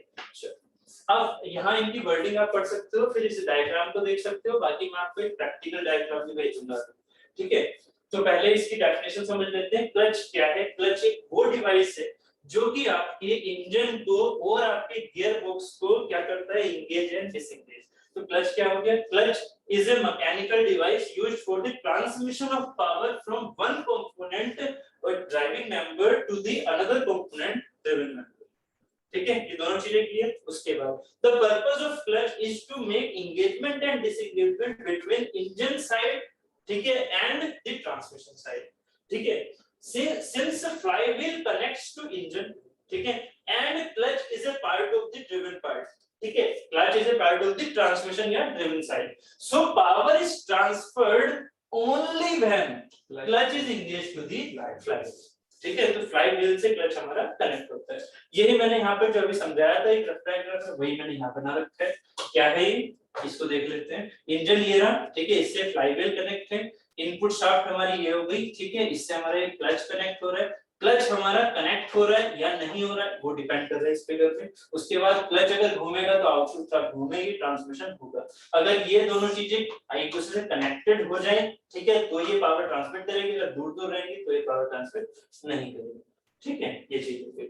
यहीं पर मैंने उसको थोड़ा सा एक सिमेट्रिक डायग्राम में बना रखा है, क्या कि जो मेरा ये वाला पार्ट है ड्राइविंग शाफ्ट, वो ये होगी फ्रिक्शन। तो अब एक बात बताइए, फ्लाईव्हील स्मूथ होनी चाहिए या फ्रिक्शन लाइनिंग होनी चाहिए?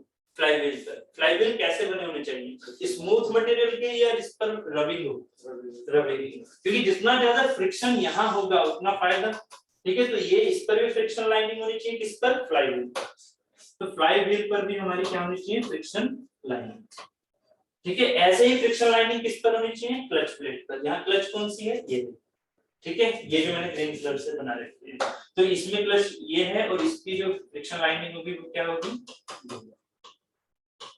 क्या होगा, ये चीज घूम रही है, ये ड्रिवन शाफ्ट नहीं घूम रही, ये चीज घूम रही है, ये घूम रही है, घूम रही है, घूम रही है। आप इंजन को घुमाते हो क्या ऐसे, ना, गलती मत करना, इंजन वाले शाफ्ट को नहीं लेके जा रहे हो, इंजन वाली शाफ्ट वहीं घूम रही है। आप किसको करते हो, जब क्लच से आप ऐसे करते हो, क्लच को पैरों से या हाथों से अगर क्लच कर रहे हो तो फिर किससे कर रहे हो, ये इस वाले शाफ्ट को आप चेंज कर रहे हो, ठीक है, इस तरीके बेसिस पर। ये एक छोटा सिंपल वाला डायग्राम बना दिया, यहाँ से वो लीवर ऐसे अरेंज हो जाएगा, यहाँ से आपके पैडल होंगे, ठीक है, आपने पैडल को घुमाया, ये चीज इधर की ओर चली गई, ऐसे मान लो, ठीक है, आपने पैडल को हटाया, ये चीज वापस आ गई इस तरीके से।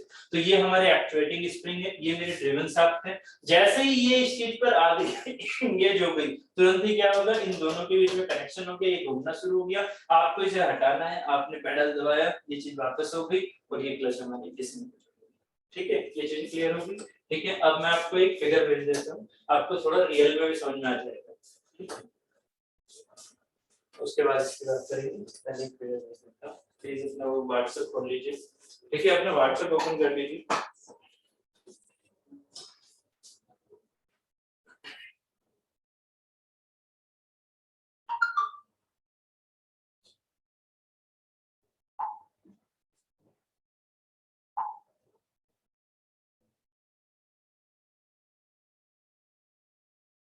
ठीक है, ये दो फिगर मैंने भेजे, दो दो कलर में, ठीक है। जो नीचे वाला फिगर है जो कि ब्लैक एंड व्हाइट वाला है, वो एक्चुअल वाला है, जो ब्लैक एंड व्हाइट है वो बिल्कुल प्रॉपर एक्चुअल है, उसमें हर चीज है, बट इतना हमें डेप्थ में पढ़ना नहीं है, ठीक है, इसीलिए मैंने वो चीजें बस सिर्फ और सिर्फ आपको दिखा दी, ठीक है। बाकी जो ये कलरफुल डायग्राम है, इसको आप देख सकते हैं थोड़ा, इससे आप थोड़ा समझ भी सकते हैं क्या हो रहा है। जो ये ग्रीन कलर का दिख रहा है, ओपन हो गया, कलरफुल डायग्राम खोल लो, उसमें जो ग्रीन वाला दिख रहा है, ग्रीन वाला, वो क्या है, वो हमारा प्रेशर, एक डायफ्राम स्प्रिंग है, जिसकी हेल्प से हम क्या कर रहे हैं, जिसकी हेल्प से हम एक जो रेड कलर वाला जो लीवर दिख रहा है, उस लीवर को दबाओ, ठीक है, ये डायफ्राम स्प्रिंग जाएगा, ये क्या करेगा, प्रेशर प्लेट, ठीक है, प्रेशर प्लेट दिख रही है, ये प्रेशर प्लेट, ठीक, प्रेशर प्लेट, ये येलो वाली, ब्लू वाली नहीं, येलो वाली प्रेशर प्लेट, ठीक है, इस प्रेशर प्लेट को डायफ्राम स्प्रिंग क्या करेगी, अंदर की ओर लेके जाएगी। ये जो वो है ब्लू वाला है, वो ब्लू वाला है फ्लाईव्हील, ठीक है, ब्लू वाला है फ्लाईव्हील, प्रेशर प्लेट क्या है मेरी, येलो वाली,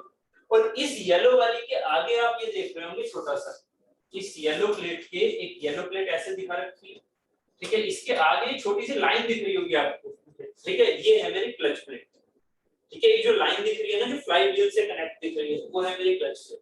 तो प्रेशर प्लेट हमेशा स्प्रिंग, यानी कि डायफ्राम, यहाँ पे डायफ्राम स्प्रिंग है, डायफ्राम स्प्रिंग की हेल्प से हमेशा इंगेज रहता है, ठीक है, जब तक हम लीवर को अपने पैरों से या हाथों से ऑन नहीं करते, तब तक ये हमेशा स्प्रिंग की हेल्प से क्या होता है, प्रेशर प्लेट पर फोर्स लगी रहती है, और ये क्या करता है, अपने आप को, क्लच को इंगेज करता है फ्लाईव्हील से हमेशा।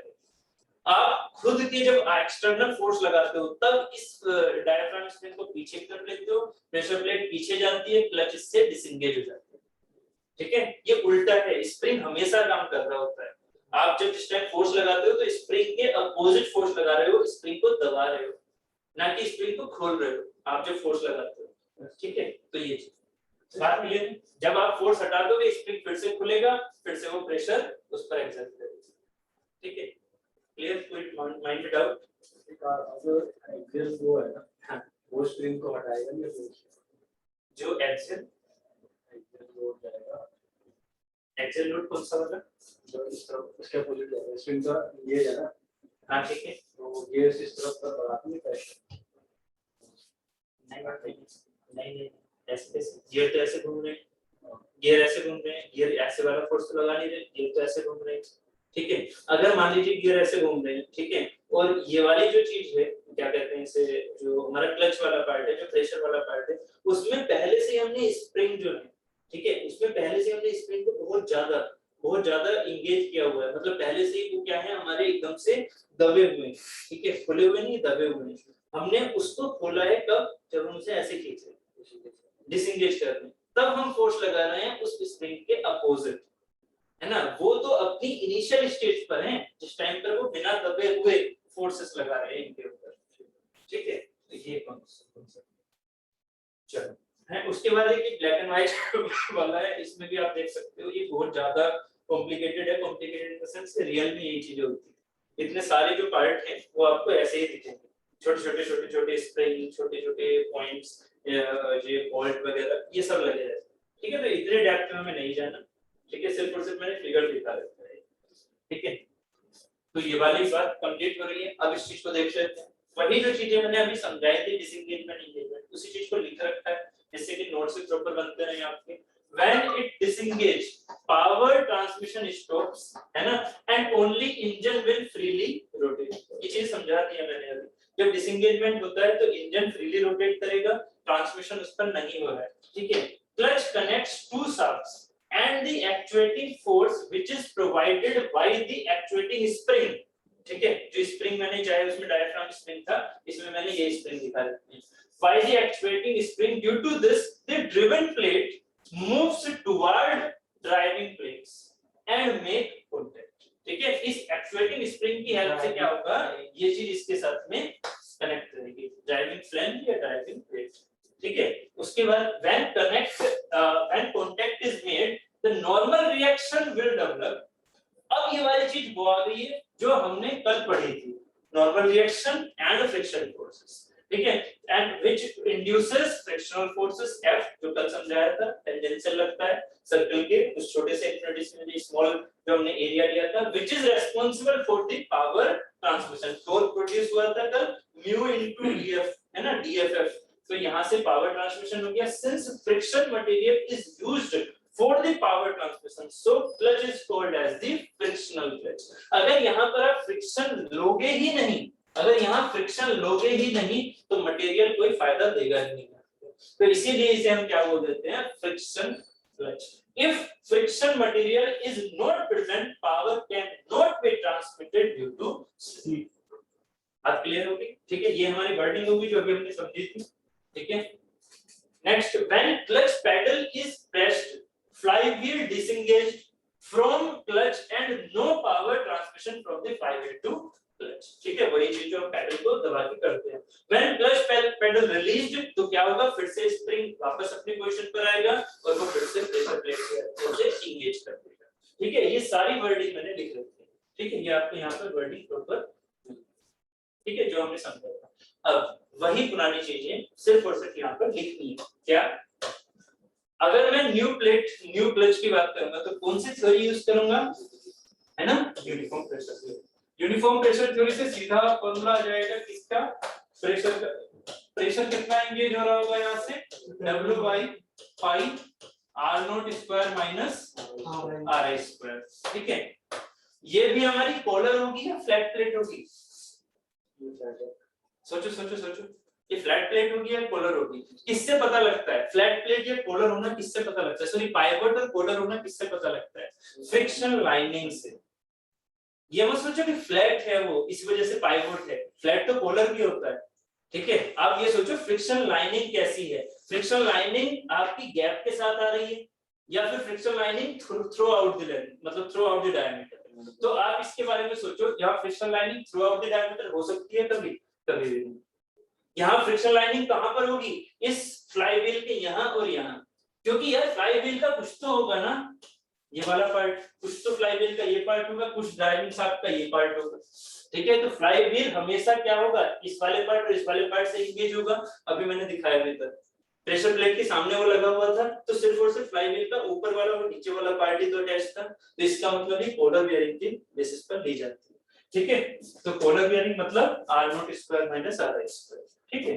तो ये हो गया प्रेशर सॉरी, अभी ये हमने निकाल लिया था, क्या निकाला था, 2/3 mu w r0 cube minus ri cube divided by r0 square minus r square. ये फॉर्मूला आप फिर से ड्राइव करने की जरूरत नहीं है, सब कुछ समझा हुआ है। यहाँ पर हमारा काम क्या है, फोर्स को इधर की ओर ट्रांसमिट करना, बिल्कुल काम नहीं है ना, तभी तो फायदा लगेगा। दूसरा पावर को ट्रांसमिट करना, ये हमारे लिए सबसे इंपॉर्टेंट है ना। फोर्स भले से ही ज्यादा दिक्कत नहीं करता, बट पावर ट्रांसमिशन हमारा सबसे ज्यादा जरूरी है, ठीक है। तो पावर ट्रांसमिशन शुड बी मोर, यहाँ पर पावर ट्रांसमिशन क्या होना चाहिए, शुड बी मोर, ठीक है। ये है क्लच के लिए। बेयरिंग के लिए पावर लॉस क्या होनी चाहिए, शुड बी लेस, ये वैल्यू कम होनी चाहिए बेयरिंग के लिए, जबकि इसके लिए होनी चाहिए ज्यादा।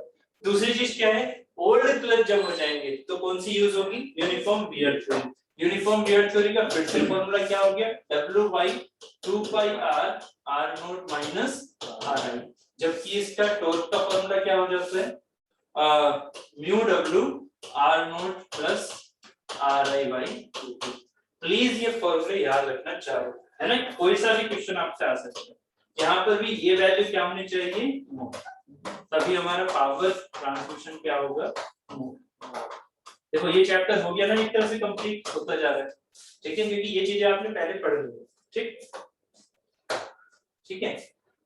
ये होगी आर इफेक्टिव, याद रहेंगी, आर इफेक्टिव यहाँ से भी, आर इफेक्टिव यहाँ से, दोनों सॉरी ये आर इफेक्टिव नहीं देगा, आर इफेक्टिव यहाँ से भी और आर इफेक्टिव यहाँ से, ये भी हमारा आर इफेक्टिव, दोनों आर इफेक्टिव याद रखना।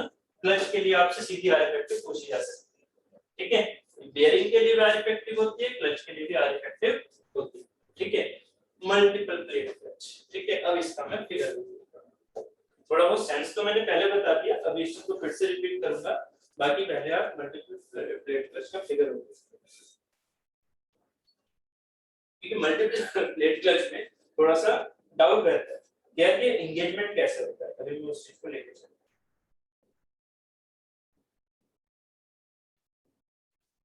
ठीक है। ये देखिए,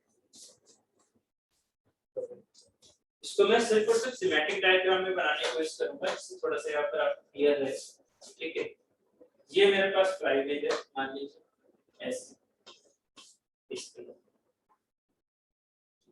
ये मेरे पास फ्लाईव्हील है। इस फ्लाईव्हील को हमने कुछ, इस फ्लाईव्हील से हमने कुछ ऐसा अरेंजमेंट अटैच कर दिया,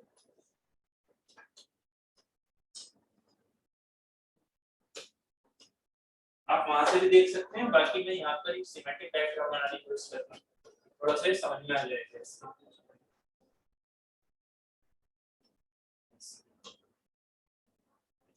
ठीक है। ऐसे ही यहाँ पर इस फ्लाईव्हील से मैंने ये कुछ अरेंजमेंट किए,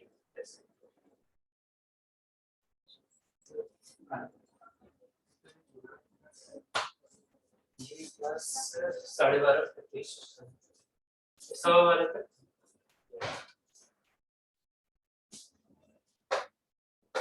ठीक है। ये हो गया, ये हमारे पास फ्लाईव्हील दिख रहा है ऐसा कुछ, यहाँ पर शाफ्ट आ रही है ना, ड्राइविंग शाफ्ट, ये दिख रहा है, ये फ्लाईव्हील का अरेंजमेंट देख लो एक बार, ये कुछ इस तरह का है। इस फ्लाईव्हील पर हमने ये अरेंजमेंट किया हुआ है, ठीक है, मल्टीप्लेट के लिए, ठीक है। अब क्या करना है, अब हमें करना है सिंपल, जो हमारी ड्रिवन शाफ्ट है उस पर क्लच को ऐसे माउंट कर, ये हमारे क्या होते हैं, ठीक है।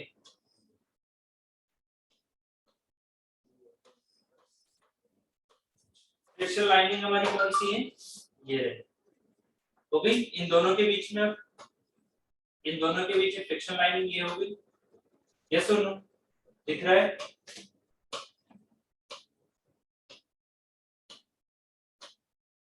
बट अब थोड़ा इस चीज को ध्यान से समझो, यहाँ पर अगर हम इस चीज को डिसंगेज करें तो डिसंगेज किस सेंस में होगा, ये जो मैंने यहाँ पर फ्रिक्शन लाइनिंग समझाई है, इन दोनों के बीच में क्या है गैप, इन दोनों के बीच में क्या है गैप।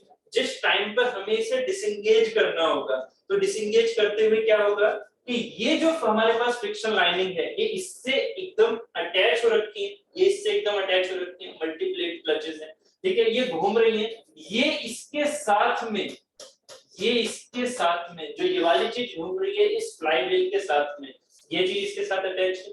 प्रेशर यहाँ पर किसकी हेल्प से आ रहा है, स्प्रिंग की हेल्प से, ऐसे, ठीक है, ये स्प्रिंग ऐसे समझ, ठीक है। इन स्प्रिंग की हेल्प से ये स्टार्टिंग में जब हमने कुछ भी पैडल दबा नहीं रखा है, ये स्टार्टिंग में क्या कर रही है, सब कुछ अटैच है। इसका मतलब क्या होगा, जो ये फ्लाईव्हील घूम रहा है, उसी के साथ में ये चीजें घूम रही हैं और उसी के साथ में ये वाली चीजें घूम रही है। इसका मतलब पावर ट्रांसमिशन अच्छी होगी, ठीक है, हर चीज से अटैच है। बट जैसे ही आपने क्या किया, इस पर पैडल लगाया, ये जो फ्लाईव्हील से यहाँ का अटैचमेंट है वो अटैचमेंट क्या हो गया, वो अटैचमेंट हट गया, ठीक है। तो इसी के हिसाब से हम बोलते हैं कि ड्राइविंग प्लेट हमारी होती है, ड्राइविंग साइड की प्लेट कौन सी है, येलो वाली, और ड्रिवन साइड की प्लेट कौन सी है, पिंक वाली। बात क्लियर हो रही है। एक है ड्राइविंग साइड की प्लेट, वो कौन सी है हमारी, येलो वाली, ड्रिवन साइड की प्लेट है ये वाली। तो यहाँ पर हमारे पास नंबर ऑफ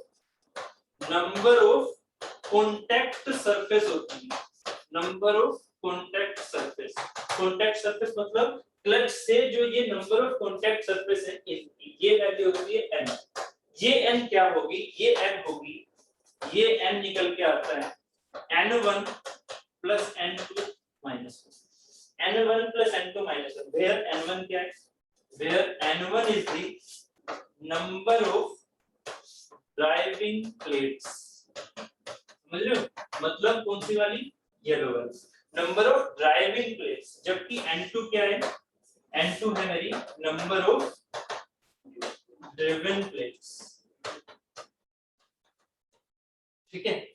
अगर मैं आपसे कहता हूं कि नंबर ऑफ ड्राइविंग प्लेट मेरे पास 5 है और नंबर ऑफ ड्रिवन प्लेट मेरे पास कितनी है, 6 है, तो हमारे पास नंबर ऑफ कॉन्टैक्ट सरफेस कौन सी कितनी है, नंबर ऑफ कॉन्टैक्ट सरफेस कितनी है, n1 मैंने दे रखा है 5, n2 दे रखा है मैंने 6, ड्राइविंग एंड ड्रिवन, ऐसे तो लिखा है ना, ड्राइविंग एंड ड्रिवन, ठीक है। उसके बाद ये जो n है वो कितना आ जाएगा, n1 plus n2 minus 10, मतलब 10, क्योंकि आपको ये दिख रहा है क्या कि अगर मैं आपसे ये चीज कहूं, ध्यान से समझना, अगर मैं आपसे ये चीज कहूं, इस चीज को थोड़ा सा हम इस सेंस में और समझ लेते हैं एक सिंपल एग्जांपल से। क्या, ये मेरे पास है क्लच की सरफेस, मतलब ड्रिवन प्लेट, ये हो गई ड्रिवन प्लेट, ठीक है, ये हो गई मेरे पास ड्राइविंग प्लेट, इसको मैं येलो से लिखा, दिस इज ड्राइविंग है कि नहीं, ड्राइविंग प्लेट, ये ड्रिवन प्लेट है, जरा नंबर बताओ, n1 कितना हो गया, n1 2, ठीक है, n2 कितना हो गया 1, ठीक है।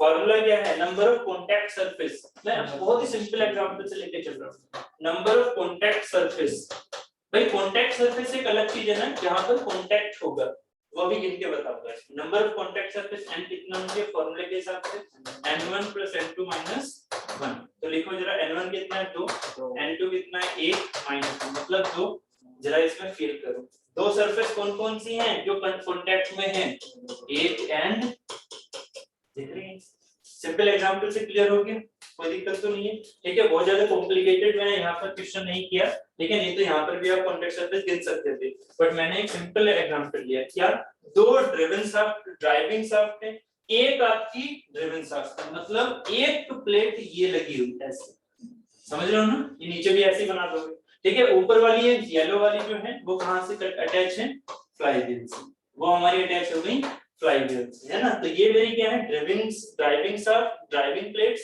ये है मेरी ड्रिवन प्लेट, कितने से अटैच हो रहा है, 2 से, तो कॉन्टैक्ट सरफेस हो गए हमारे 2, कहां से, फॉर्मूले से भी, फिजिकली भी ये दिख रहा है और फॉर्मूले से भी दिख रहा है, दोनों चीजें क्लियर हो गई। This is the multi plate clutch, बात ठीक है।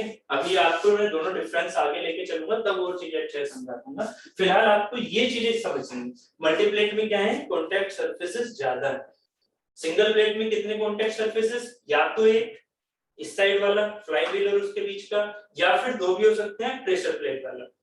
ठीक है, अगर दोनों साइडों से काम कर रही है तो ठीक है, दो कॉन्टैक्ट सरफेस हो सकते हैं। ठीक है, नहीं तो हमारा एक ही कॉन्टैक्ट सरफेस हम मायने रखते हैं उसमें, सिंगल प्लेट। ठीक है, अब ये मल्टीप्लेट क्लच वाला जो फिनोमेना है, एक काम कर लेते हैं, सेंट्रीफ्यूगल क्लच इसके बाद करते हैं, पहले मल्टीप्लेट एंड सिंगल प्लेट में डिफरेंस देखते हैं। ठीक है, difference between single plate and multiplate clutch जो मैंने आपको भी प्रैक्टिकली समझाने की कोशिश की थी ट्रक में और अपने बाइक में। ठीक है, वही सारी चीजें आपको यहाँ पर और अच्छे से समझना है।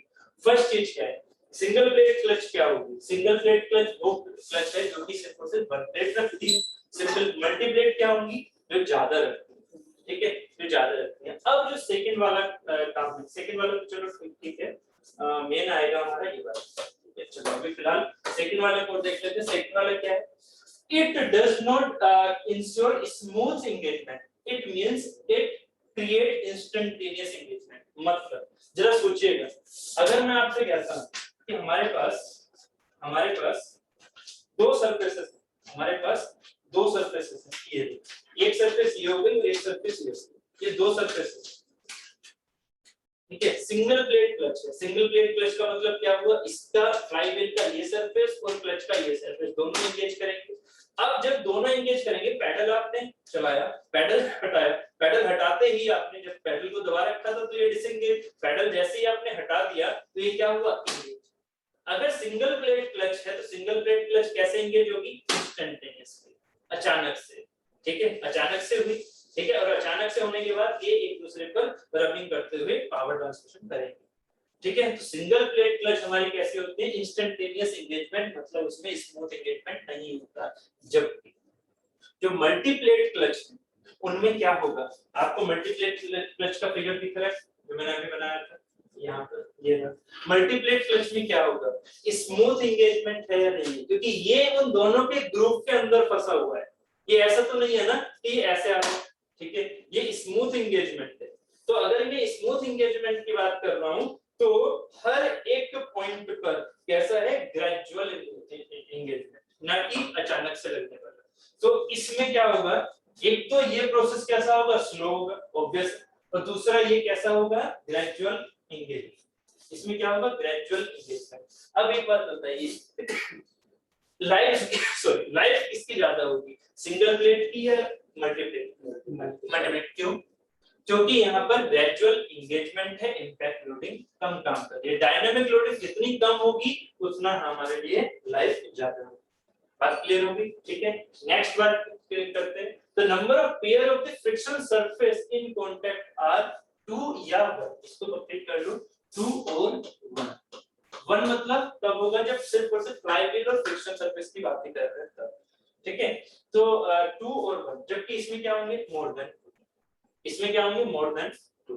ठीक है, जो अभी समझाया गया, इसमें contact surface more than for the same size. यहां से अब इंपॉर्टेंट पार्ट शुरू हो जाता है। फॉर द सेम साइज, जो मैं अभी समझाते रहता हूं, फॉर द सेम साइज। अगर मैं आपसे कहता हूं एक साइज हमारा क्लच प्लेट का सेम है, एक ये हो गया और एक ये हो, for the same size single plate clutch ज्यादा पावर ट्रांसमिशन करेगी मल्टीप्लेट से या कम ट्रांसमिशन करेगी, बताइए। For the same size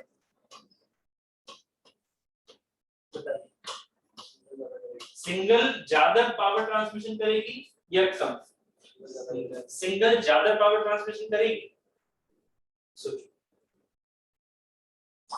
for the same size multi. क्यों? क्योंकि नंबर ऑफ फ्रिक्शन सरफेसेस, यहाँ पर नंबर ऑफ फ्रिक्शन सरफेसेस कितने हैं, एक, जबकि यहाँ पर नंबर ऑफ फ्रिक्शन सरफेसेस क्या हो गए, 1 2 3 4 5 6 सरफेसेस हो गए। अगर हमने 6 लिए, 3 लिए, इसका मतलब क्या हो रहा है कि ये जो पार्ट है, अगर मैं अगर सेम साइज, सबसे इंपॉर्टेंट चीज क्या है, सेम साइज। अगर सेम साइज नहीं है तब फिर आप नहीं कह सकते हो कि पावर ट्रांसमिशन इसकी ज्यादा है।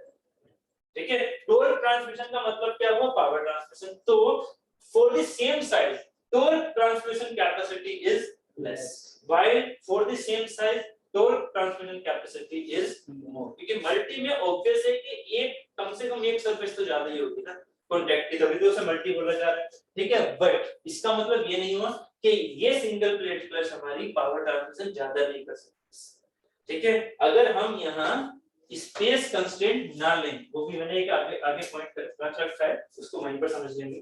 नेक्स्ट क्या है, it uses, हाँ यही वाला पॉइंट है, it uses where large radial space is available। ये दोनों पॉइंट एक दूसरे से अलग है, इन दोनों पॉइंट पे एक साथ करीबन पढ़ना। ये क्या है, ये तब है जब हम इसको यूज क्यों करते हैं, सिंगल प्लेट क्लच को यूज क्यों करते हैं, जब इसमें पावर ट्रांसमिशन कम है, इसमें ज्यादा है, तो फिर इसको हम यूज क्यों कर रहे हैं, इसको हम तब यूज कर रहे हैं जब हमारे लिए रेडियल स्पेस कंस्ट्रेंट है ही नहीं। मतलब हम ये जो है इसमें साइज अगर कंस्ट्रेंट ना हो, साइज कंस्ट्रेंट अगर ना हो तो हम ये जो है प्लेट बड़ी बना सकते हैं। अगर हम ये प्लेट बड़ी बना दें तो अब मेरा टॉर्क ट्रांसमिशन क्या हो जाएगा, है ना। इधर वाली प्लेट क्या है हमारी, छोटी है, इधर वाली प्लेट हमें ज्यादा स्पेस मिला ही नहीं, हम बाइक में यूज कर रहे थे, ज्यादा स्पेस मिला ही नहीं तो ये छोटी। ठीक है, तो इनसे भी हमारा इसका पावर ट्रांसमिशन ज्यादा हो सकता है अगर हमारे पास रेडियल स्पेस कंस्ट्रेंट है ही नहीं, हम कितनी बड़ी भी ये शेप बना सकते हैं। तो अगर रेडियल स्पेस कंस्ट्रेंट नहीं है तो सबसे पहला हमारे माइंड में क्या आना चाहिए, सिंगल प्लेट को यूज करना। क्यों, क्योंकि इसकी कॉस्ट होती है ज्यादा, है ना। इससे अच्छा है ये, अगर रेडियल स्पेस की दिक्कतें नहीं, हमें कितनी भी बड़ी बना सकते हैं, तो सबसे बेस्ट होती है फ्रिक्शन सरफेस कौन सी वाली, ये सिंगल प्लेट का, क्योंकि इसमें कितना भी बड़ा एरिया दे दो फायदा ही फायदा है। इसको बनाने में कॉस्ट इतनी नहीं लगेगी जितना हमें इसे बनाने में कॉस्ट लगेगी। ठीक है, बात क्लियर हो रही है। चलो ये चीज हो गई। इधर क्या था, it uses where compact sizes spaces available, जैसे कि हमारी बाइक में सिंगल प्लेट लगा दो, मैं कह रहा हूं बाइक में स्पेस कंस्ट्रेंट है, सिंगल प्लेट लगा दो, कितनी पावर ट्रांसमिट होगी, सोचो जरा। बाइक में एक तो स्पेस कंस्ट्रेंट, आप ज्यादा बड़ी क्लच लगा नहीं सकते, एक तो स्पेस कंस्ट्रेंट, उसके बाद सिंगल प्लेट लगा दो, कितनी पावर, बहुत ही कम होगी ना। इसीलिए बाइक में क्या होती है, मल्टी प्लेट होती है। बट उसका मतलब ये मत समझना कि मल्टी प्लेट का मतलब है बहुत पावर ट्रांसमिट करना ना, ट्रक से वो भी कमी है भले से मल्टी प्लेट। ठीक है, जबकि इसमें क्या है, बस में ये इतनी बड़ी क्लच लगी हुई है और ये पावर अच्छी ट्रांसमिट कर रही है as compare to this one. ठीक है, दोनों चीजें क्लियर होगी। ये जनरली स्टूडेंट्स को कंफ्यूजन रहती है, जैसे मैंने आपसे पहले पूछ लिया क्वेश्चन तो आपने यही बोला। अब देखो आप द कोएफिशिएंट ऑफ फ्रिक्शन, इसको फिलहाल मैं यहां से हटा देता, अच्छा सेव हो चुका है। चलो इसको मैं यहां पर अभी रख कर देता हूं।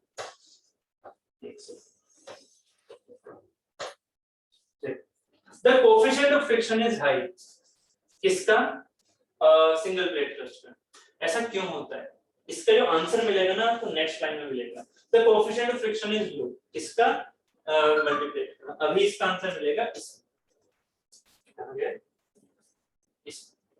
ये पर क्या, जब मैं सिंगल प्लेट की बात करता हूं, जरा ध्यान से समझो, सिंगल प्लेट की बात करता हूं तो हीट जनरेशन उसमें कम होगा एज कंपेयर टू इसके या ज्यादा होगा। पढ़ो मत सोचो पहले, पढ़ो मत सोचो पहले। अगर मैं एक सिंगल प्लेट की बात कर रहा हूं, सिंगल प्लेट की, तो सिंगल प्लेट में हीट जनरेशन ज्यादा होगा या कम, दोनों सेम साइज का मान के चलो, नहीं तो फिर कंपैरिजन करना टफ हो जाएगा, है ना। तो यहाँ सेम साइज का मान के चलो। अब बताओ इसमें हीट जनरेशन ज्यादा है या कम है, कम है। क्यों, क्योंकि इसका सरफेस एरिया क्या है, कम। यहाँ सरफेस एरिया क्या है, मैंने डायमीटर तो सेम है बट कांटेक्ट सरफेस तो ज्यादा है ना, इसका मतलब इसका कांटेक्ट सरफेस एरिया ज्यादा है, तो यहाँ हीट जनरेशन होगा ज्यादा। अगर हीट जनरेशन ज्यादा होता है, सोचो जरा, आप मैकेनिकल स्टूडेंट हैं, आप मैकेनिकल इंजीनियर हैं, हीट जनरेशन अगर ज्यादा होगी तो आप क्या करना चाहोगे, हीट जनरेशन ज्यादा नहीं, आप तुरंत ही किसमें इसे डिप कर दोगे, ऑयल, है ना। लुब्रिकेंट आपको डालना पड़ेगा जिससे कि इसका हीट जनरेशन ज्यादा ना हो। अगर हीट जनरेशन भी हो रहा है तो उसे ठंडा कर सको, कूलेंट डालोगे तुरंत। एज ए इंजीनियर आप ये तो काम करोगे, इसमें कूलेंट डालोगे। ठीक है, यहाँ क्या है, हीट जनरेशन है कम, तो क्यों पैसे खर्च करने भाई कूलेंट पर, जब यहाँ हीट जनरेशन ही कम हो रहा है तो कूलेंट क्यों डालना। एज ए इंजीनियर आप तो यही कहोगे ना, यहाँ पर कूलेंट की जरूरत ही नहीं है। इसका मतलब अगर ये कूलेंट की यहाँ जरूरत ही नहीं है तो इसका मतलब ये क्या है मेरे ड्राई क्लच सूखी क्लच है या नहीं है, ये मेरी क्या है वेट क्लच। ये क्वेश्चन भी आता है कि वेट क्लच कौन सी होती है, वेट क्लच कौन सी हो गई मल्टीप्लेट हमारी क्या कहलाएंगी वेट क्लच। क्योंकि वेट क्लच इसलिए कहलाई क्योंकि मल्टीप्लेट में क्या होगा हायर हीट जनरेशन होगा तो कूलेंट की जरूरत पड़ेगी, कूलेंट अगर यूज करोगे तो क्या होगा वेट कंडीशन में आ जाएगा, जबकि ये किस में होगा ड्राई कंडीशन में। अब एक बात बताइए इससे ही एक क्वेश्चन और बन के आएगा, जो मेरी वेट क्लच होंगी उनमें फ्रिक्शन कोएफिशिएंट ज्यादा होगा या कम, जो मेरी वेट क्लच होंगी उनमें फ्रिक्शन कोएफिशिएंट क्या होता है रबिंग पॉइंट जितने ज्यादा, ड्राई में रबिंग पॉइंट ज्यादा होंगे या वेट में रबिंग पॉइंट ज्यादा होगा, जो सरफेस ज्यादा सूखी उसी में तो रबिंग पॉइंट ज्यादा होंगे ना, जो जितना गीला उसमें क्या होगा उसमें लुब्रिकेशन कम है, सॉरी उसमें म्यू कम है, लुब्रिकेशन ज्यादा तो म्यू कम, कोएफिशिएंट ऑफ फ्रिक्शन कम है कि नहीं, यही तो होता है, जितना ज्यादा स्मूथ हो जाएगा उतना हमारा म्यू क्या होगा कम होगा। इसका मतलब इस वाले पार्ट में क्या होगा कोएफिशिएंट ऑफ फ्रिक्शन कम होगा, जबकि इसमें क्या होगा कोएफिशिएंट ऑफ फ्रिक्शन ज्यादा।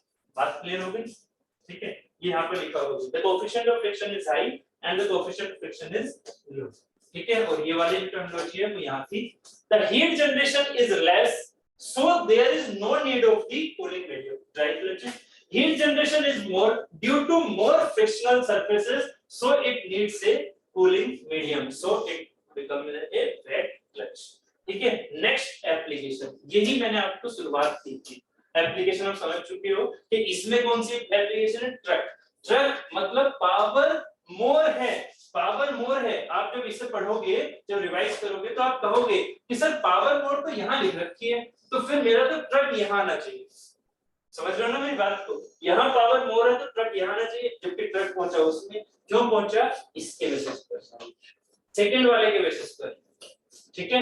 ट्रक मेरा रेडियल कंस्ट्रेंट नहीं रखता है, ठीक है, इस वजह से वहां मेरी पावर ट्रांसमिशन किसके बेसिस पर आ गई रेडियली में कितना भी बड़ा क्लच ले रहा तब जा रही है। ये कंडीशन सिर्फ और सिर्फ तब है जब हम साइज सेम है, कंफ्यूज नहीं होना है इसमें, ठीक है। तो इसका मतलब क्या हुआ, जो हमारा इसके एग्जांपल हो गए ट्रक्स हो गई कार्स हो गई, जबकि इसके एग्जांपल क्या हो गए हमारे टू व्हीलर्स मतलब हमारी बाइक्स, ठीक है, मोटर बाइक्स वगैरह, ठीक है, एंड रेसिंग कार्स, ठीक है, रेसिंग कार्स में मल्टीप्लेट क्लच यूज होती है, ठीक है। बात क्लियर हो गई, सिंगल प्लेट मल्टीप्लेट एकदम क्लियर।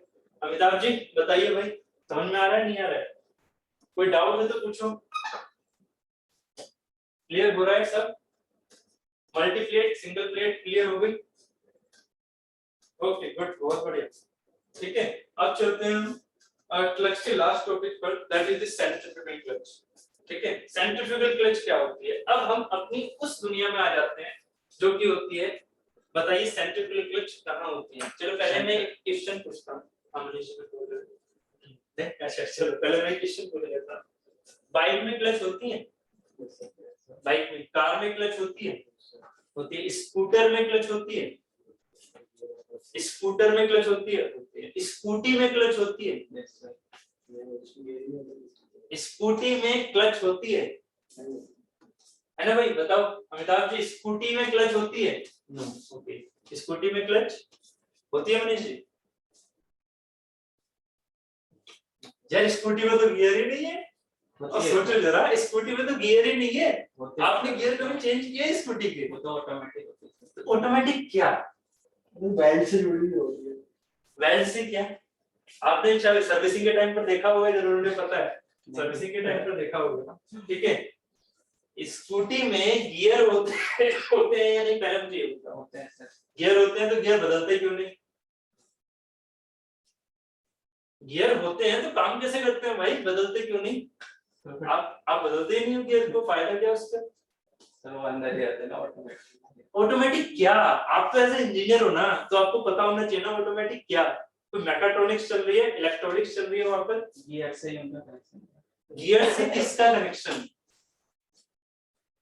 आप तो रेस देते हो बस, इसके अलावा कुछ करते ही नहीं हो, है ना, रेस देने पर आपकी गियर कैसे चेंज हो गए,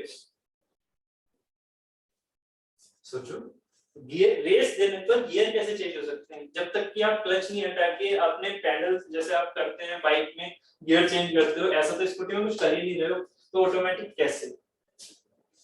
ठीक है, एक्चुअली गियर होते हैं, वो तो खाली उसमें होंगे ना, इंजन को जो आउटपुट शाफ्ट को जोड़ने के लिए। इंजन और आउटपुट शाफ्ट नहीं, एक्चुअल में स्कूटी में 2 गियर होते हैं, ठीक है, 2 गियर होते हैं, एक हमारा लो स्पीड गियर, एक होता है हाई स्पीड गियर, बस 2 से ज्यादा कुछ नहीं, ठीक है।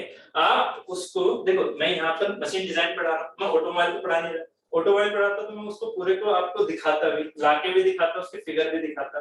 अभी क्या है, आपका एक पर्पस है, आपको एक काम करना है कि आप जिस टाइम पर कभी स्कूटी की सर्विस करवाओगे, तो उसमें से जिस टाइम पर वो क्लच को लुब्रिकेट कर रहे होते हैं ना, ठीक है, वो निकालते हैं सर्विस के टाइम पर उस चीज को, तो वहां पर देखना, वहां पर पूरा एक गियर अरेंजमेंट होता है 2 का, ठीक है।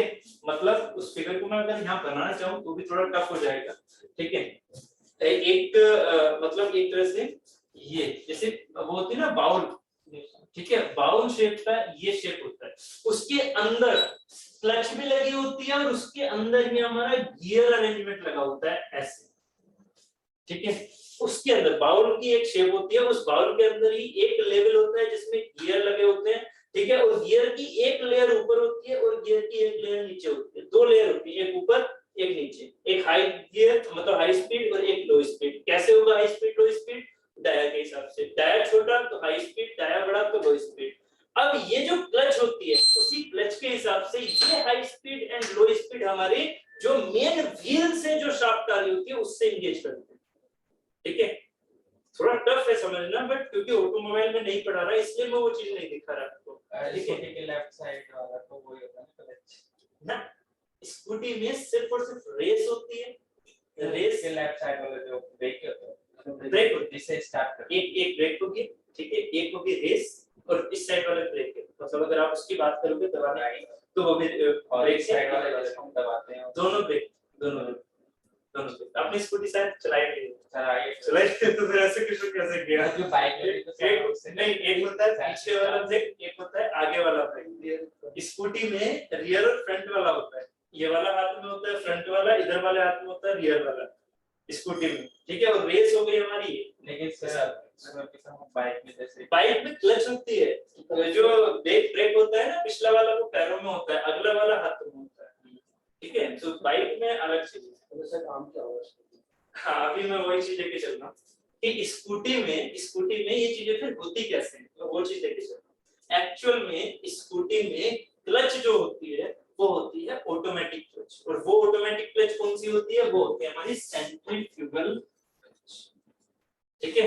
एक्चुअली स्कूटी विदाउट क्लच काम नहीं करती है, स्कूटी पे भी क्लच होती है, और वो कौन सी होती है? Centrifugal clutch. बट ये सेंट्रीफ्यूगल क्लच हमारी चेंज कैसे हो, मतलब क्लच इंगेज और डिसएंगेज कैसे हो, जब तक हम पैडल नहीं दबाएंगे। तो ये इंगेज और डिसएंगेज कैसे होगी? आपने 9th क्लास में सेंट्रीफ्यूगल पढ़ा था, बस ये उसी का कॉन्सेप्ट। आप अगर रेस को बढ़ा दोगे तो सेंट्रीफ्यूगल फोर्सेस ओमेगा, रोटेशन बढ़ेगा, जब रोटेशन बढ़ेगा तो वो चीजें क्या करेंगी? खुलेंगी, बस वही चीज मैंने यहाँ पर दिखा रखी है थोड़ी सी। अगर आप इसके रोटेशन को बढ़ा दोगे, ये इंजन शाफ्ट से कनेक्टेड है जो हरा वाला है, समझो आप जरा, ये है इंजन शाफ्ट से कनेक्टेड, येलो वाला किससे कनेक्ट है? हमारे ड्रिवन शाफ्ट से। येलो वाला पार्ट ऐसे आएगा बाउल के उल्टे तरफ से, एक तो बाउल का ये वाला पार्ट, एक बाउल का ये वाला पार्ट। तो ये जो येलो वाला पार्ट है ये किससे कनेक्ट हो जाएगा? ऐसे बाउल मानो, और ये कनेक्ट हो गया किससे? ड्रिवन शाफ्ट से। तो जो मेरी ड्राइविंग शाफ्ट है, अभी सोचो ड्राइविंग शाफ्ट ये है, अभी से मैं इंजन के हिसाब से नहीं समझा रहा, मैं बाकी समझाने के लिए समझा सकता हूँ। ये मेरे इंजन शाफ्ट हो गई, ये वाली चीज ऐसे लगी हुई है, ठीक है। ये वाला जो इसको अगर ऐसे देखोगे तो ये चीज ऐसे दिखेगी, ठीक है। अब जब इसमें आप देखोगे तो ये चीज कैसे दिखेगी? ये चीज, ये वाला जो पार्ट है ये ड्राइविंग शाफ्ट, ये रही ग्रीन वाली, इससे ये चीज क्या दिख रही है मुझे? ये वाली चीज, ये स्प्रिंग और स्प्रिंग। अब जरा सोचो, ये मैं ऐसे घुमा दूं, सोचो जरा, इसे ऐसे घुमा रहे हो तो स्प्रिंग घूमेगा, ये स्प्रिंग के साथ में ये एक मास है, ठीक है, जिसे हम शू बोल देते हैं, ये मास है m का, ठीक है, ये मास है। सेंट्रीफ्यूगल का क्या काम होता है? अगर मास एक चीज से कनेक्टेड लगा हुआ है और इसे हम घुमा रहे हैं तो ये मास जितना ज्यादा रोटेशन दोगे उतना दूर भागेगा, सेंट्रीफ्यूगल वाला ये कांसेप्ट होता है, उतना दूर भागेगा। बस अगर आप स्पीड ज्यादा करोगे तो ये और ज्यादा भागेगा, जब ये और ज्यादा दूर जाएगा तो आपने, अगर आप खुद सोचो, आपने स्कूटी जब चलाई है तो आप क्या देखते हो, जब आप धीरे से स्पीड कर रहे होते हो तो चलती नहीं है। आप खुद सोचो, स्टार्टिंग में चलती नहीं है, जब आप ऐसे स्पीड दे रहे होते हो चलती नहीं है स्टार्टिंग वाली। क्यों? क्योंकि यहाँ पर ये व्हील क्या है, रुका हुआ है, यहाँ पर ये इस पर टॉर्क बहुत ज्यादा लग रहा है। आप जब एक पर्टिकुलर स्पीड पर नहीं ले गए, जब आप एक पर्टिकुलर स्पीड पर लेके जाते हो तो क्या होगा, ये इससे अटैच, ये इससे क्या हो जाएगा, अटैच, ऐसे ये अटैच हो गया। ये भाई चलेगा ना, जब ओमेगा बढ़ाओगे, शाफ्ट की स्पीड बढ़ाओगे, इंजन स्पीड, तो क्या होगा, ये बढ़ेगा। हाँ, आपने इंजन स्पीड कैसे बढ़ाई, रेस बढ़ा के। रेस बढ़ाते हुए आप क्या करते हो, रेस बढ़ाते हुए आप क्या करते हो, गवर्नर पढ़े, ठीक है, रेस बढ़ाते हो तो क्या करते हो, थ्रोटल वाल्व, थ्रोटल वाल्व बोलती है तो इंजन में क्या हो जा रहा है, पेट्रोल ज्यादा जा रहा है, फ्यूल ज्यादा जा रहा है, फ्यूल ज्यादा जा रहा है तो क्या होगा, रोटेशन बढ़ेंगे, इंजन के जो वो है रेसिप्रोकेटिंग मोशन है वो बढ़ेंगे, इसका मतलब हमारा रोटेशन क्रैंकशाफ्ट पे बढ़ेगा। तो आपने वो काम किया, आपने क्या किया, ओमेगा को बढ़ाया, आपने शाफ्ट की रोटेशन को बढ़ाया, ओमेगा बढ़ाया, ओमेगा बढ़ा तो सेंट्रीफ्यूगल फोर्स के हिसाब से क्या हुआ, ये दोनों खुलने शुरू हो गए। ये दोनों खुलेंगे तो एक इस पर अटैच होंगे, इस येलो वाले पार्ट पर। जैसे ही वो येलो वाले पार्ट से एकदम एंगेज हो गए, वैसे अब क्या होगा, क्योंकि मैं शाफ्ट घुमा रहा हूं, इस वजह से आपको अब इसे घुमाना पड़ेगा, ठीक है, ये ड्रिवन शाफ्ट घूमेगी। और आपने जितना लोड लगा रखा है, जितना आप स्कूटी के ऊपर बैठे हो इंसान, उसके हिसाब से ये चीज क्या होगी, जितना ज्यादा आपके ऊपर लोड लगा हुआ है, वो लोड को जब तक ओवरकम नहीं करेगा तब तक ये चीज घूमेगी, है कि नहीं? क्योंकि यहाँ एक्चुअल में ये चीज कहां से कनेक्टेड है, व्हील से। व्हील अगर रुका हुआ है तो ये रुकी हुई है कि नहीं, बात समझ में आ रही है ना? व्हील अगर रुका हुआ है तो ये रुकी हुई है। व्हील को चलाना है, इसका मतलब इसको चलाना है, जितना लोड व्हील के ऊपर आ रहा है उतना ही लोड इसके ऊपर आ रहा है। अगर आपको इसे घुमाना है तो आपको क्या करना पड़ेगा, इतनी पावर देनी पड़ेगी कि ये घूम जाए। जैसे ये घूमेगा व्हील घूमना शुरू हो जाएगा, आप आगे आने शुरू हो जाओगे। ये होता है हमारी स्कूटी का कांसेप्ट, ठीक है, बात क्लियर होगी? अब क्या होता है, एक चीज और है, यहाँ सिर्फ और सिर्फ अभी एंगेजमेंट तक हुआ। अगर कम स्पीड है तो इसमें एंगेजमेंट के हिसाब से जो चल रहा है ना, यहाँ पर क्या होता है, यहाँ पर होता है एक ये वाला फिनोमेना भी, ऐसे जाने का, है ना, शाफ्ट का अपने आप में ऐसे जाना। एक तो शाफ्ट ऐसे घूम रही है, ये ऐसे घूम रहा है, और एक क्या होता है, एक होता है ऐसे जाना, ऐसे। तो अगर ये स्पीड एक पर्टिकुलर लिमिट तक है, जिसे हम बोलते हैं लो स्पीड, तो उस लो स्पीड में ये ऐसे घूमता रहेगा। ये कौन से वाले गियर से अटैच रहेगा, ऊपर वाले से या नीचे वाले से, जो भी उसके हिसाब से होगा, ठीक है।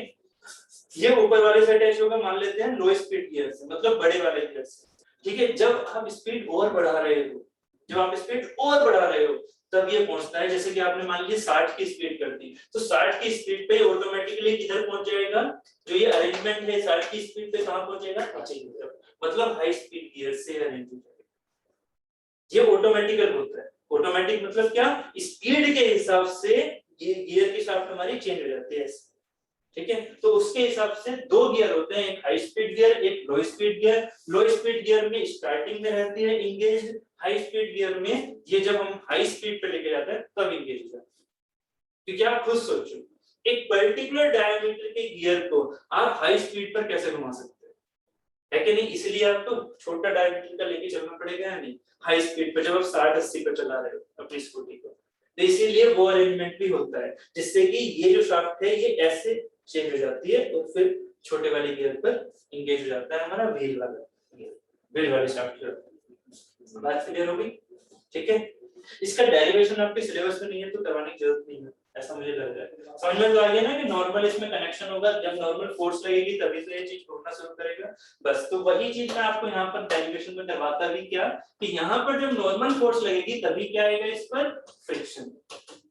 भाई क्योंकि टॉर्क आपका कब ट्रांसमिट होगा, जब इस पर फ्रिक्शन काम करे, है ना। और फ्रिक्शन कब आएगा, जब इसमें ये अटैच होगा। अटैच कब होगा, जब इससे ये नॉर्मल रिएक्शन आएगी। भाई जब ओमेगा बढ़ाओगे बढ़ाओगे बढ़ाओगे तब एक ओमेगा पर ये इससे अटैच हो जाएगा, जैसे ही वो अटैच होगा नॉर्मल रिएक्शन देगा, नॉर्मल रिएक्शन देगा तो फ्रिक्शन आएगा। अब वो इस फ्रिक्शन की वजह से इसे, है ना। तो बस यही मुझे डेरिवेशन करवाना था, ये सिलेबस में आपके है नहीं, जनरली गेट में ही पूछा जाता है, तो वो सारी चीजें मैं अभी अवॉइड करके आपको यही चीजें समझ में आ गया ना, ठीक है। ये है हमारा सेंट्रीफ्यूगल क्लच।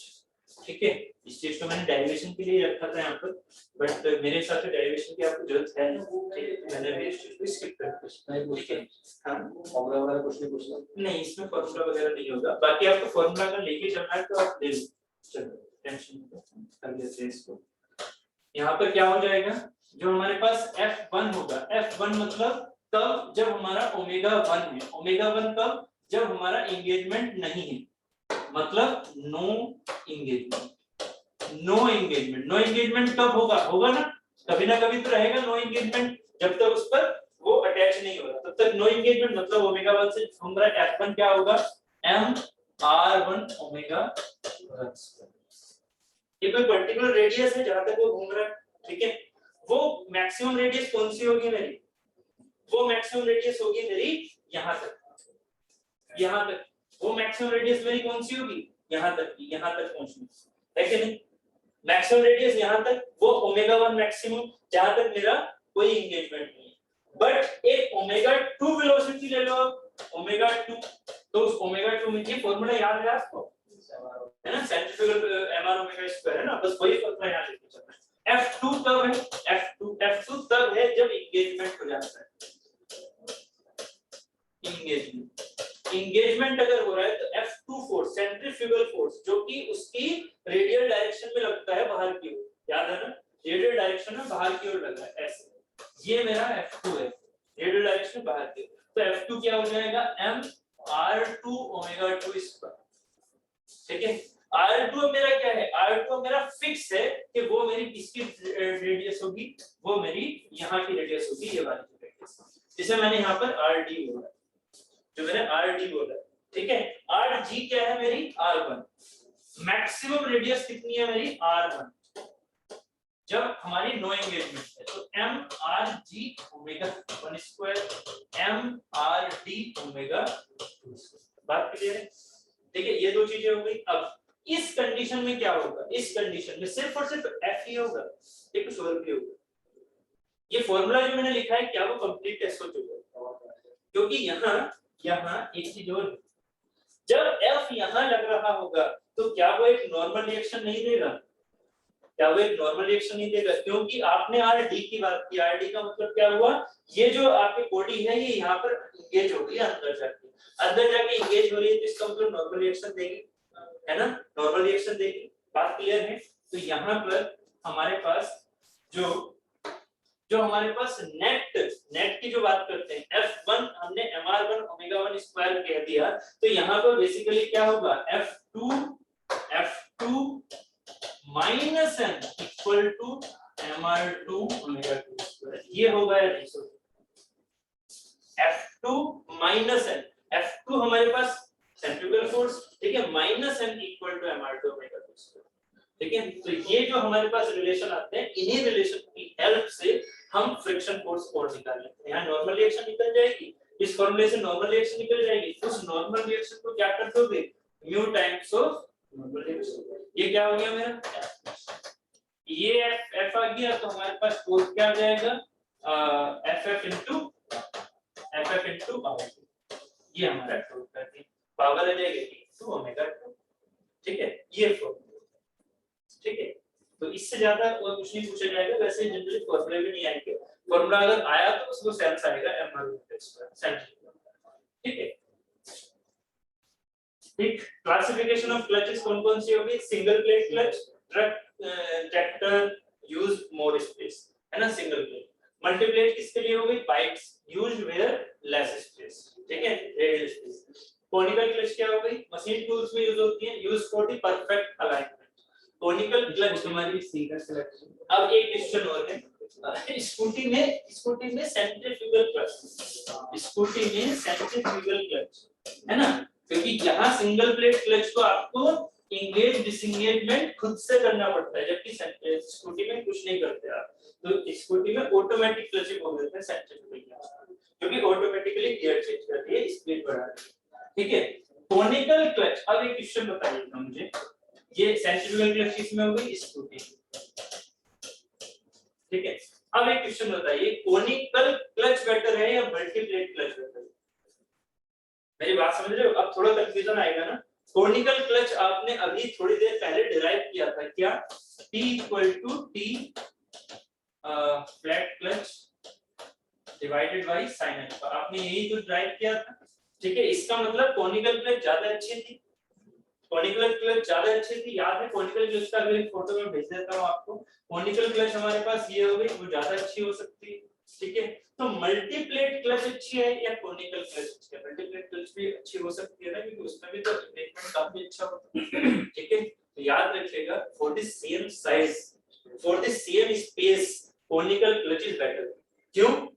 सोचो जरा, कोनिकल क्लच में सेम स्पेस के लिए हमारे पास टिल्ट एंगल ज्यादा हो जाता है, ये वाला टिल्ट एंगल अभी लिखा था अल्फा इक्वल टू 30 डिग्री, तो यहाँ पर जो ये वाला आपके पास एरिया आता है ना, जिसमें फ्लाई व्हील का पार्ट मेरा कनेक्ट करता है, वो ज्यादा अच्छा करता है। तो एक कंडीशन यहाँ देखिएगा, for the same space conical clutch is better than multiple clutch. For same space conical clutch better than multiplet clutch। किसके सेंस में? multiplet clutch किसके सेंस में? forced and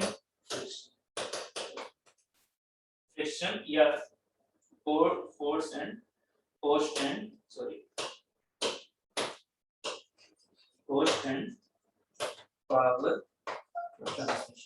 transmission मतलब फ्रिक्शन की वजह से, पोस्ट एंड पावर ट्रांसमिशन, है ना। कोनिकल बनाना मैं मानता हूं पैसे वाला है जी, बट जो मल्टीप्लेट है वो भी तो पैसे ज्यादा जा रहे हैं, तो उसमें सेम साइज में हमारी कोनिकल जो क्लच होती है वो ज्यादा कॉस्ट इफेक्टिव होती है as compare to multiplate clutch, same power transmission. ठीक है, तो बात क्लियर होगी? ठीक, ये चीजें क्लियर है। ठीक है, मैं आपको इसका कोनिकल क्लच का एक फिगर भेज देता हूं, एक सेंट्रीफ्यूगल क्लच का फिगर भेज देता हूं बस।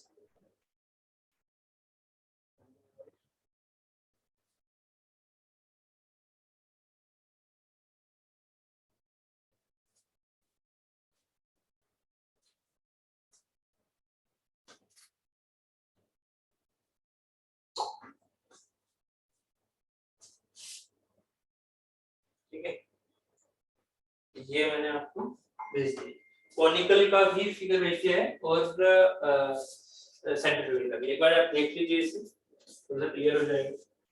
ठीक है, सेंट्रीफ्यूगल का आपको दिख रहा होगा दोनों साइडों से, ठीक है, कोनिकल का आपको ये फिगर दिख रहा है।